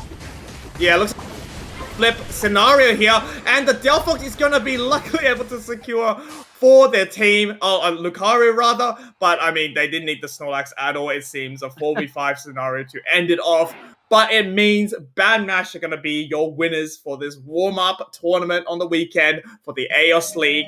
I mean, this is why they are so highly regarded in their region, right? That the fact that they've got that synergy, they've got that understanding of how to play this Fearless Draft as well. What a performance today in the warm-up tourney. I'm so curious because we only got to witness the grand finals and then the winners finals. So we only got told about the Fearless Draft going into the very late stages of the tournament. So these players have been playing with this Fearless Draft for, let's have a look here. Like they've been playing it for the last 3 rounds as well. So they must have gotten used to this Fearless Draft, which I love to see. So you know what? It is going to be really, really interesting. I can't wait to see. But, congratulations, Bad Mash, number 4 team in India. They pick up the prize money for a warm-up league. I wish we had this kind of stuff over in OCE Fu, but hopefully we'll get our chance soon. But congratulations to Bad Mash for winning. And from myself and Fu, we want to wish all the teams that are going to be competing in the AEOS League luck. It is starting next week. It's going to be over here on YouTube. Everyone that's watching, thank you so much for showing your support. And I hope you guys will tune in for the rest of the league, because this is going to be so much fun. Fu, any final thoughts before we head on out? I mean, it has been an incredible opportunity today, and I do want to thank INGAGE and obviously the people behind the scenes for having on. I mean, the matches we saw, especially how close one of those games were, it really just makes me realize how fun this game could be competitive-wise, having 10 talented people play. So yet again, congratulations to all the teams. I do have some thank yous to give out for those people that worked hard, not only on screen, also behind the scenes as well. Firstly, it's Nala Gamer for producing today. I mean, that went really, really smooth. This is what we like to see when we have something like a tournament. Shout out to Zen as well for, I guess, working out behind the scenes and also getting all the, production side of things in terms of the casters ready to go really, really smoothly as well. That was fantastic. Big shout out to Lobo as well, chat. I mean, Lobo was fantastic in terms of casting today, as well as SpartanTano. We can't forget that had to go, but he was amazing as well. And also all of you guys in chat for cheering them on. I mean, I'm sure with so many teams in this region, there are going to be a lot of fans for all these amazing players. And, I'm sure the chat should be going wild for Bad Mash because they had an incredible performance today. Yeah, look, absolutely. And thank you to you too for we get to cast together over in the OC region, but it's an absolute fantastic privilege of ours to cast over in India region. It's slowly becoming one of my favorite regions to watch because there's so many interesting players, so many interesting teams coming through. Again, this was just a warm-up league for everybody. Again, everyone that Fu thanked, thank you guys so much. We will see you again for the first week of the AEOS League. It's going to be over here on YouTube. Remember to go follow INGAGE at all of their socials, at INGAGEG on Twitter, over here on YouTube. And we will see you guys later. Also, make sure to join the Discord because any updates to the league are going to be over there. But for me and Fu, it is 2 o'clock in the morning here at OC. So we're going to go catch ourselves a nap. But we will see you guys next time for when the league begins. Bye, everybody.